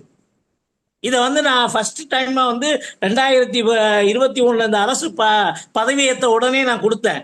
இதை வந்து பல்கலைக்கழகத்தை வந்து நீங்க வந்து நிப்பாட்ட சொல்லணும் அப்படின்னு நான் கொடுத்தேன். இப்ப கொடுத்த கடிதத்திலும் கொடுத்துருக்கேன். ஸோ இதை வந்து நம்ம உன்னிப்பா கவனிக்கணும். 3 மாசம் இன்புட் டீலர்ஸ், 6 மாசம் கோர்ஸ் டிடியில படிக்கிறவங்களுக்கு என்ன தெரியும்? இப்ப இத மாதிரி விஷயங்களை நம்ம பல்கலைக்கழகம் எல்லாம் ஒண்ணு சேர்ந்து பல்கலைக்கழகத்துக்கு சொல்லணும். இல்லாட்டி போனா நீதிமன்றத்துக்கு போகணும். வேற வழியே கிடையாது. சரி பண்ணணும்னா நீதிமன்றத்துக்கு போகணும். கவுன்சில் வந்ததுன்னா இதெல்லாம் தடைபட்டுரும் இல்லையா? இவங்க தான் ஒரு இன்புட் டீலர்ஸ் ஒரு கோர்ஸ் சர்டிபிகேட் கோர்ஸ் வச்சு இது பண்ணலாம்னு சொல்லிட்டு இருக்காங்கல்ல. இல்ல அது ஒரு டெம்பரரியா தானே, குறிப்பிட்ட காலத்துக்கு மட்டும் தானே. லைசன்ஸ் ஒன்ஸ் இஷ்யூ ஆயிடுதுல்ல. இத ஆரம்ப காலத்துல இருந்து நம்ம வந்து தடுக்க வேண்டும். நம்ம விட்டுறோம். நம்மளுக்கு என்ன அவங்கவுங்களுக்கு இருக்கிற வேலை பளு காரணமாக இது வந்து ஐயா இந்த நம்ம கவுன்சில் இல்லாதனாலதான் அந்த கோர்ஸ் எல்லாம் வந்துருங்க. இப்ப கவுன்சில் வந்துருச்சுன்னா அந்த கோர்ஸ் தடை பண்ணிடுவாங்க. அந்த கோர்ஸ் தடை பண்ணிட்டாங்க அப்படின்னா ஓகேங்களா, அதுல படிக்கிறதுக்கான வாய்ப்பு இருக்காது. இந்த மாதிரி ஏன்னா கவுன்சில் எதுக்காக வந்து கவுன்சிலரே வந்து இப்ப நீங்க வந்து ஒரு டிப்ளமோ அக்ரியோ இல்ல பிஎஸ் அக்ரிகல்ச்சரோ பிஎஸ் ஹார்டிகல்ச்சரோ படிச்சவங்க தான் நம்ம வந்து அதில் ரெஜிஸ்டர் பண்ண முடியும். அவங்க தான் நீங்க வந்து நம்ம வந்து இப்போ வந்து அக்ரிகல்ச்சர் கோர்ட் பண்ண முடியும். அப்படி இருக்கும்போது அதுதான் சட்டமும். அப்ப அந்த இந்த மாதிரி கோர்ஸ் வந்து படிச்சுட்டு வந்தவங்க 3 மாசம் 2 மாசம் படிச்சுட்டு வந்தா நீங்க வச்சுக்கலாம் அப்படின்னு சட்டத்துல வந்து இடம் கொடுக்க முடியாது. அப்படின்னா ஆட்டோமேட்டிக்கா அந்த கோர்ஸ் வந்து தடை ஆயிரும். ஏன்னா இப்ப நீங்க ஒரு மெடிக்கல்ல ஒரு கோர்ஸ் நீங்க வந்து ஒரு 3 மாசம் கோர்ஸ் வந்து படிச்சுட்டு வந்தா நான் வந்து வச்சுக்கலாம் அப்படின்னு கொண்டு வர முடியாது. இல்ல இது வந்து நேஷனல், இதை நான் வந்து கேட்டதுக்கு நேஷனல் லெவல்ல இருக்க பாலிசி இது. மத்திய அரசு தான் இதை கட்டுப்படுத்துறதுக்கு அதிகாரம் உள்ளது அப்படின்னு சொல்லியிருக்காங்க. சரிங்களா? இதையும் நான் கேட்டேன், கோர்ட்டுக்கு போலான்னு சொல்லிட்டு கேட்டேன். அப்போ வந்து அவங்க சொல்றது அது வந்து மத்திய அரசுடைய இது, மத்திய அரசு நினைத்தால் மட்டும்தான் பண்ண முடியும் அப்படின்னு சொல்றாங்க. மத்திய அரசுடைய பாலிசி அப்படின்னு சொல்றாங்க. மேபி வந்து அக்ரி கவுன்சில் வந்துச்சுன்னா அந்த விதிமுறையை வந்து நம்ம வந்து அதுல கொடுக்கும்போது கொடுக்கணும். என்னன்னா பிஎஸ்ஏ அக்ரி பட்டயம் பட்டப்படிப்பு அண்ட் பட்டய படித்தவர் 2 பேரையும் சொல்லணும். பிஎஸ்ஏ அக்ரி டிப்ளமோ அக்ரி படித்தவர்கள் மட்டுமே இதை வந்து பதிவு பெற்றவர்களை உழற்கடை நடத்துவதற்கு தகுதியானவர்ன்றது கொண்டு வரணும். அப்படி கொண்டு வந்துட்டா ஆட்டோமேட்டிக்கா இது அடிபட்டு போயிடும். கண்டிப்பா கண்டிப்பா. அதாவது கவுன்சில் வரும்போது அவங்களை கேட்காம எந்த ஒரு முடிவும் எடுக்க முடியாது. சோ அந்த பட்சத்துல இவை தடை செய்யப்பட வாய்ப்பு இருக்குதுங்கிறது தான் என்னுடைய கருத்து. நன்றி நன்றி கண்டிப்பா கண்டிப்பா. சார் வணக்கம் சார். வணக்கம் டாக்டர் இளங்கோவன் ப்ளீஸ். இந்த உரக்கடைக்காரங்க வந்து தொழில்நுட்ப ஆலோசனை இல்லாம இருக்காங்கன்றதுக்காண்டி அவங்களுடைய ஸ்கில் அப்கிரேட் பண்றதுக்காக இந்த கோர்ஸ் எல்லாம் டிசைன் பண்ணி அங்க கொடுத்துட்டு வரணும். இதை வந்து any time we can stop by proper ஆர்டர்ஸுங்க. அது இஷ்யூவே இல்லை. இன்னைக்கு வந்து லைசன்ஸ் வாங்குறதுக்கு கிராஜுவேட்டுடைய மெம்பர்ஷிப், அதாவது இந்த ஷாப் வந்து நடத்துறதுக்கு கிராஜுவேட் இருந்தா தான் சரி சொல்லி வச்சாச்சு ஆர்டர். உங்களுக்கு படி வெரி ஸ்டாண்டர்ட் ரூல். இப்ப வந்து இந்த சிலபஸ் கோர்ஸ் கரிக்குலம் இந்த மாதிரி சில விஷயங்கள் வந்து ஞானம் கொடுத்ததாக அமைக்கப்பட்ட ஒரு அமைப்பு. அது அதை போய் நம்ம தகுதி உள்ளதாக நம்ம கருத முடியாது. நீங்க வந்து எதுவுமே தகுதி பேர் பேசினா வரைக்கும் அதுக்கு அக்ரிகல்ச்சர் சொல்றதே இந்த தகுதி மேம்பாட்டுக்காகவும் தகுதி வரையறைக்காக சொல்றோம். சரிங்களா? அது வந்து ஐயா பாயிண்ட்ல வந்து நம்ம வந்து ஒரு சில கருத்து பார்க்கும்போது அரசு யோசிச்சு இதுக்குள்ள வடிவமைப்புகள் செய்யற பொழுது சட்ட திருத்தங்கள் செய்யற பொழுது தெளிவாக முன்மொழிவுகளை கொடுக்கணும். நம்மளுடைய ப்ரொபோசல் வந்துடணும். ஸ்டாண்டர்ட் ஆபரேட்டிங் ப்ரொசீஜர்ஸ் எப்படி உரையாடுறதுக்கு சாம்பிளுக்கு சொல்றோமோ அதே மாதிரி இதை வந்து வர வேண்டியிருக்குது. வரையறை செய்யணும் எல்லாத்துக்குமே. பணியில இருந்து அந்த பயனாளிகள் இருந்து அங்க எந்த மாதிரியான ஒரு விநியோக சங்கிலி வரப்போகுது அப்படிங்கிறத வந்து எல்லாத்தையுமே வந்து திட்டம் முன்மொழில கொடுத்து நம்ம வந்து அப்ரூவல் வாங்கணுங்க. இதுல வந்து வேண்டாத வேண்டுகள் கிடையாது. எந்த இனமா இருந்தாலும் சரி, எந்த குழுவா இருந்தாலும் சரிங்க. இது டெக்னிக்கல் கமிட்டி ஒர்க் அவ்வளவுதான். அதை வந்து இப்ப வந்து இதுக்கு வந்து இப்ப சாதாரணமா இருக்கிற சங்கங்களுக்கு சம்மந்தம் கிடையாது. நிறைய பேர் இந்த சங்கம் சட்டம் இருக்குது, அவர் மதிக்கப்பட்டது, அதெல்லாம் ரைட், அதெல்லாம் சின்ன லோக்கல் அரசியல். பட் இது காமன் காசுக்கிறவருக்கு யூனிஃபார்ம் ஒரே படிக்க வரக்கூடிய ஒரு கருத்துல எல்லா நிறுவன அமைப்புகளா உள்ள எந்த சங்கமா இருந்தாலுமே வந்தால் வரட்டியுமே ஒரு 15 பேர் முன்னாடி செய்ய வேண்டிய ஒரு கடமை, தார்மீக கடமை சொல்லுவோம். ஏன்னா சில பேட்ச்ல வந்து கேப் இருக்கு. சில பேட்ச்ல வந்து ஒரு யூனிவர்சிட்டில உள்ள ப்ரொஃபசர்ஸ் அப்ரோச் இருப்பாங்க. அவங்க ஒரு கமிட்டி அவங்க எல்லாமே அசோசியேஷன் இருப்பது ஜாயினிங் சில பேருக்கு வந்து பண்ண இருக்கும். பட் அதுக்கு சம்பந்தம் கிடையாது. there is no need for any associate related action. it is only graduate உடைய ஒரு கம்பல்சரி ரிக்வயர்மெண்ட் nowadays. ஏன்னா வந்து நீங்க வந்து நிறைய ஸ்பூரியஸ் ஆக்ஷன்ஸ் பாருங்க. ஒண்ணும் இல்ல, தென்னமரத்துல கல் இறக்கலாங்க, ஃபிட்லாம் மரமே இறக்கல மாதிரி சொல்லி பேசி பெரிய அரசியல் மூட்டை இருக்கு. கலைஞர் அவர்கள் வந்து ஆரம்பிச்ச அந்த உழவர் சந்தையை வந்து அந்த அடுத்த ஆட்சி வந்தோடனே க்ளோஸ் பண்ணுங்கிற ஒரே எண்ணத்தோட அதோடைய குவான்டிட்டி ஆஃப் அரைவல்ஸ் வெஜிடபிள்ஸ் வச்சு, நமக்கு தான் தெரியும் சீசனாலிட்டி வெஜிடபிள்ஸ் இருக்குன்னு, ஆனா அந்த குவான்டிட்டி வச்சு 100 சந்தையை க்ளோஸ் பண்ணணும்னு ஆசைப்பட்டு நிறைய சந்தையை க்ளோஸ் பண்ணது ஒரு வேதனையான காசு சார். ஆட்சியில் மாறும்போது காட்சியில் மாறுது. அப்ப என்ன உன்னத மாதிரி திட்டங்களை புறாம நிறைய மாதிரி ஒன்று ஆரம்பிச்சு நாங்கள் விடுறது அது கண்டுபிடிச்சு தலைமுறை பணியுடைய அந்த ஈடுபாடு வீணா போயிடுச்சுங்க. அப்ப வந்து எங்க தகுதியில சில திட்டங்கள் செய்யறது கூட இந்த மாதிரியான கமெண்ட்ஸ் வந்து கண்ட்ரோல் பண்ணலாம், பயிர் செய்யலாம். ஸோ வந்து மன வரி பகுதி அந்த பகுதி என்ன செய்யணும், தெளிவான துல்லியமான ஒரு பாலிசிகளை வரையறுத்து ஒரு சட்டக்குழுமான கொண்டு வரப்படுது நிறைய முன்னேற்றம் ஏற்படும். மானிய உதவி செய்யற பொழுது சில திட்ட முரண்பாடுகளை நேர் செய்யலாம். ஸோ இதுல வந்து நிச்சயமா வந்து ஒரு வரலாற்று கட்டாயம். நேற்று இந்த மாதிரி இன்னைக்கு இல்ல, உலகம் மாறி கிடக்கு, ஹைடெக் வந்துருச்சு. அதனால வந்து வாட்ச் பண்ண முடியும், மானிட்டர் பண்ண முடியுங்கிற ஒரு விஷயம் நிறைய வந்ததுனால இது வந்து ஸ்டாண்டிங் கண்டிஷன்ஸ் வச்சு ஒரு கன்சிடர் பண்ணி போட்டா கூட அடுத்தது கவுன்சில் ஆட் பண்ணிக்கலாம். You can make any amendment for any of the acts. ஸோ இந்த ஆக்டுங்கிற முறையில் வர்றப்போது அதுக்கு நிறைய உன்னதமான வாய்ப்பு இருக்குன்னா நம்ம வந்து எல்லாருமே யோகிச்சாக கருத்து கொடுத்து அதுக்கு ஆதரவு கொடுக்கணும். இந்த முக்கியமான கருத்து சார். இதுல வந்து அவர் தோட்டக்கலை கிராஜுவேட்டு, இவர் அனிமல் ஹஸ்பண்டரி, அந்த மாதிரி எல்லாம் பிரிவினைகள் தேவையில்லை. ஏன்னா அந்த துறையில் அவங்க சொல்லி ஆகணும். அது அதாவது வேளாண் பணிகள் துறையில் உள்ளவர் அவரே இருக்கணும். அந்த மாதிரி எங்களை தொழில் வந்து தொழில்நுட்பம் வந்து டெக்னிக்கல் விஷயங்கள் போய் அப்ரூவ் பண்ணி வரணும் சார். அதில் அப்போ சிலபஸ் முதற்கொண்ட கோர்ஸ் முதல் எல்லாமே வச்சு தான் நம்ம வந்து அப்ரூவ் வாங்க போறோம். ஸோ ஏதோ டோட்டலாகவே ஒரு தொழில்நுட்ப ஆலோசனைகளை நம்ம வந்து கொடுக்கறதுக்கு உள்ள ஒரு தகுதியை மேம்படுத்தக்கூடிய ஒரு உன்னதமான அமைப்பு தான். நிறைய வந்து கொஞ்சம் ஆய்வு செய்யறதுக்கு நிறைய வந்து மக்களுடைய ஆதரவு வேண்டி இருக்கிறனால எல்லாருமே வந்து இறங்கணும் அன்போட கோரிக்கை சார். நன்றி சார், வணக்கம். நன்றி சார். அண்ணா நான் agri Madhavan, Tamil Nadu agriculture Madhavan please. பட்டதாரி ஆசிரியர் சங்க தலைவர் இல்லையா? பட்டதாரி ஆசிரியர் சங்க தலைவர் திரு மாதவன் பேசுறதுக்கு வந்திருக்கிறாரு. திரு மாதவன் உங்களுடைய கருத்துக்களை தெரிவிக்கும். ரொம்ப மகிழ்ச்சி அண்ணா, நீங்க ஒரு சரியான தருணத்துல ஒரு நல்ல ஒரு ப்ரோக்ராம் ஆர்கனைஸ் பண்ணியிருக்கிறீங்க. இது எல்லா தரப்பு மக்களுக்குமான ஒரு பாராட்டை பெற்ற ப்ரோக்ராமா இன்னைக்கு அமைஞ்சிருக்கு. நான் வேற ஒரு ப்ரோக்ராம்ல இருந்தனால நான் இப்பதான் லேட்டா ஜாயின் பண்றேன். அண்டு இந்த ஒரு அக்ரி கவுன்சில்ங்கிறது இந்த நேரத்துல பேச வேண்டிய ஒரு சப்ஜெக்ட். இதுல வந்து ஒவ்வொரு தலைவர்களும், ஒவ்வொரு நிறுவனங்களும், ஒவ்வொரு அமைப்புகளும் இது சம்பந்தமா நிறைய விஷயங்கள் பண்ணியிருக்காங்க. இப்ப இடையில நம்முடைய அன்பு சகோதரர் பசுமையுடன் சாரும் பேசினாங்க. அவங்களும் இடையில நிறைய இந்த மாதிரியான விஷயங்களை ஒவ்வொரு கவுன்சில் மீட்டிங்லையும் பேசிட்டு தான் இருக்கிறாங்க. நாமளும் வந்து பல கட்டங்கள்ல இந்த கருத்துக்களை வந்து அரசாங்கத்துக்கு ஏற்கனவே சிஎம் நான் 4 முறை பார்த்தும் இதை கொடுத்துருக்குறோம். பட் என்னன்னா அரசாங்கத்தை பொறுத்த வரைக்கும் இதை உடனடியா செய்வாங்களா இல்லைங்கிற அந்த கருத்து பரிமாற்றம் இல்லைங்கிறனால தான் இப்ப நம்ம தமிழ்நாடு வேளாண்மை பல்கலைக்கழகம் அதோடைய இணை செயலாளர் முறையில ஏற்கனவே நடந்த கூட்டத்துல இதற்காகவே ஒரு குழு அமைச்சிருக்கிறாங்க. தமிழ்நாடு அக்ரிகல்ச்சர் கவுன்சில் ஃபார்மேஷனுக்காக ஒரு கமிட்டி அமைச்சிருக்கிறாங்க. அந்த கமிட்டிக்கு என்னை ஒரு தலைவராகவும் போட்டு அதுல நம்முடைய நிறைய உறுப்பினர்களை போட்டு இது சம்பந்தம் விவாதம் செய்யுங்க அப்படின்னு சொன்னதன் பேர்ல இது நம்ம ஆரம்பிச்சிருக்கோம். இப்ப சமீபத்துல நம்முடைய James Patrick sir, Pasumaivalan sir, Vinod, நம்ம டாகாவுடைய பிரசிடென்ட் மணி சாரு, நிறைய நபர்கள் வந்து நம்மளுடைய மாண்புமிகு வேளாண்மைத்துறை அமைச்சரை சந்திச்சு சம்பந்தமா ஒரு ஸ்டார்ட் பண்ணியிருக்கோம்.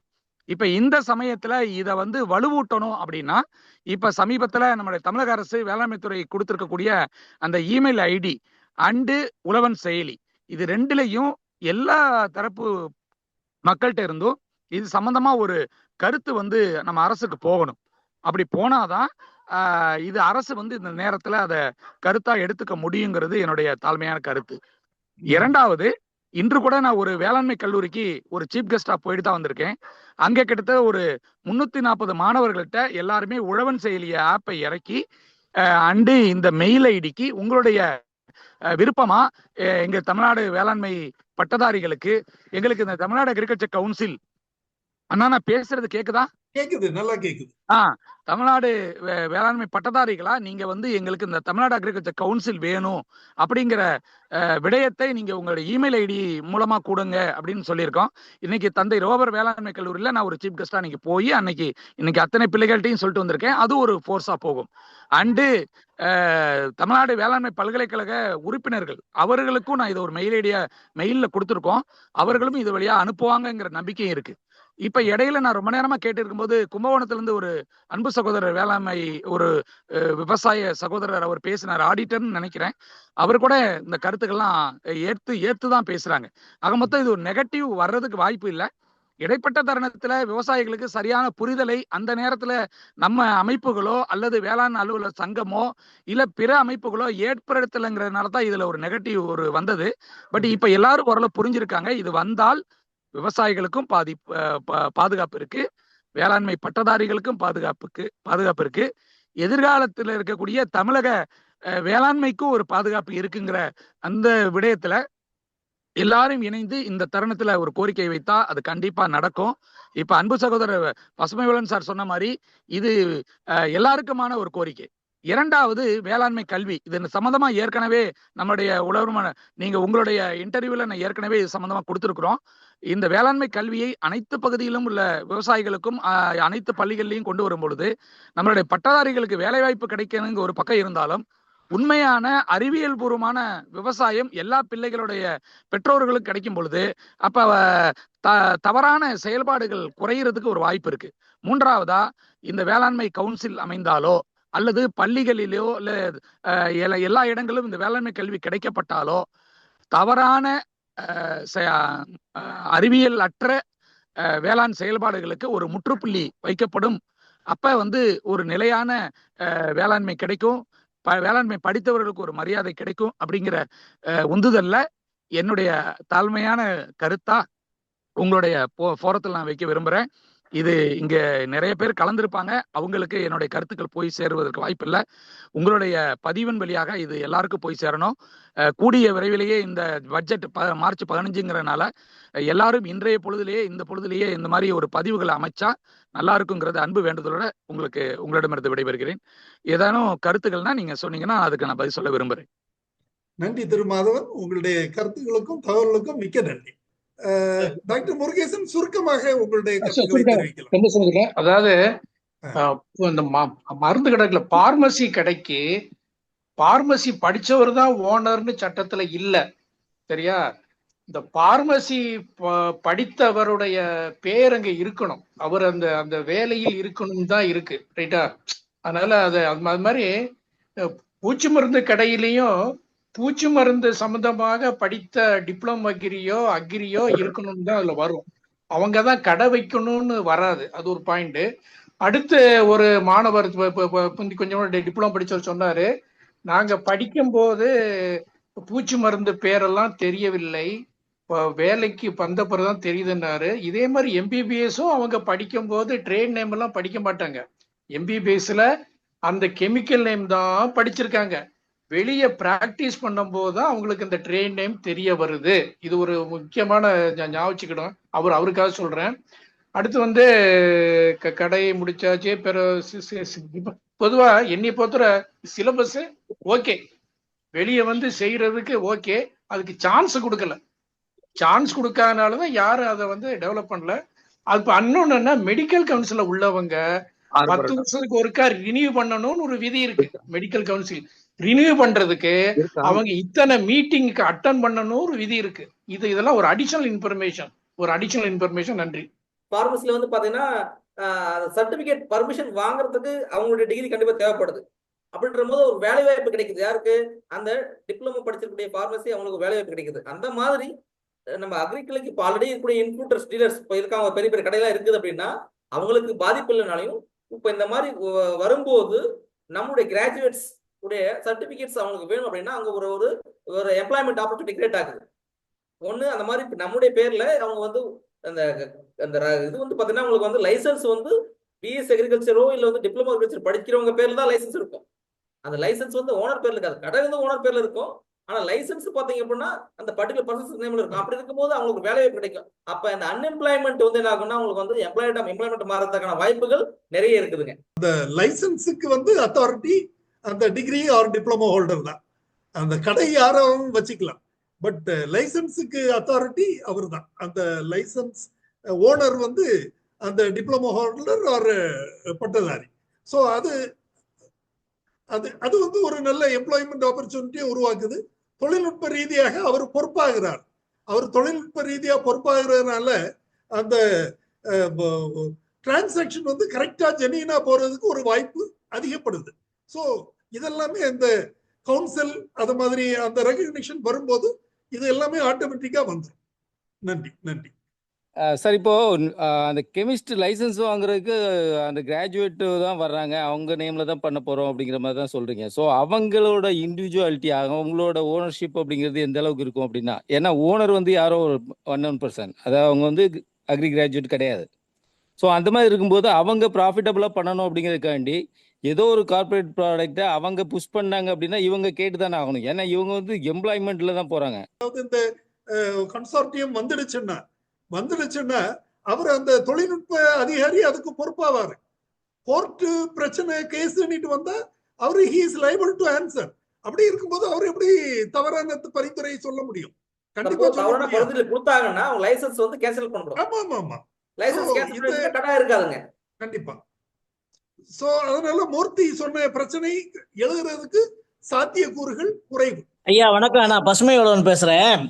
அதாவது கவுன்சிலுடைய அந்த டிராஃப்டிங்லயே இருக்கு, ஒரு விவசாய பட்டதாரி ஒரு தவறா பரிந்துரை பண்ணி ஒரு விவசாயிகளுக்கு ஏதேனும் இழப்பு ஏற்பட்டால் அவர்களுக்கு தண்டனை வழங்கப்படும் அப்படின்னு கவுன்சிலுடைய இதுலயே இருக்கு.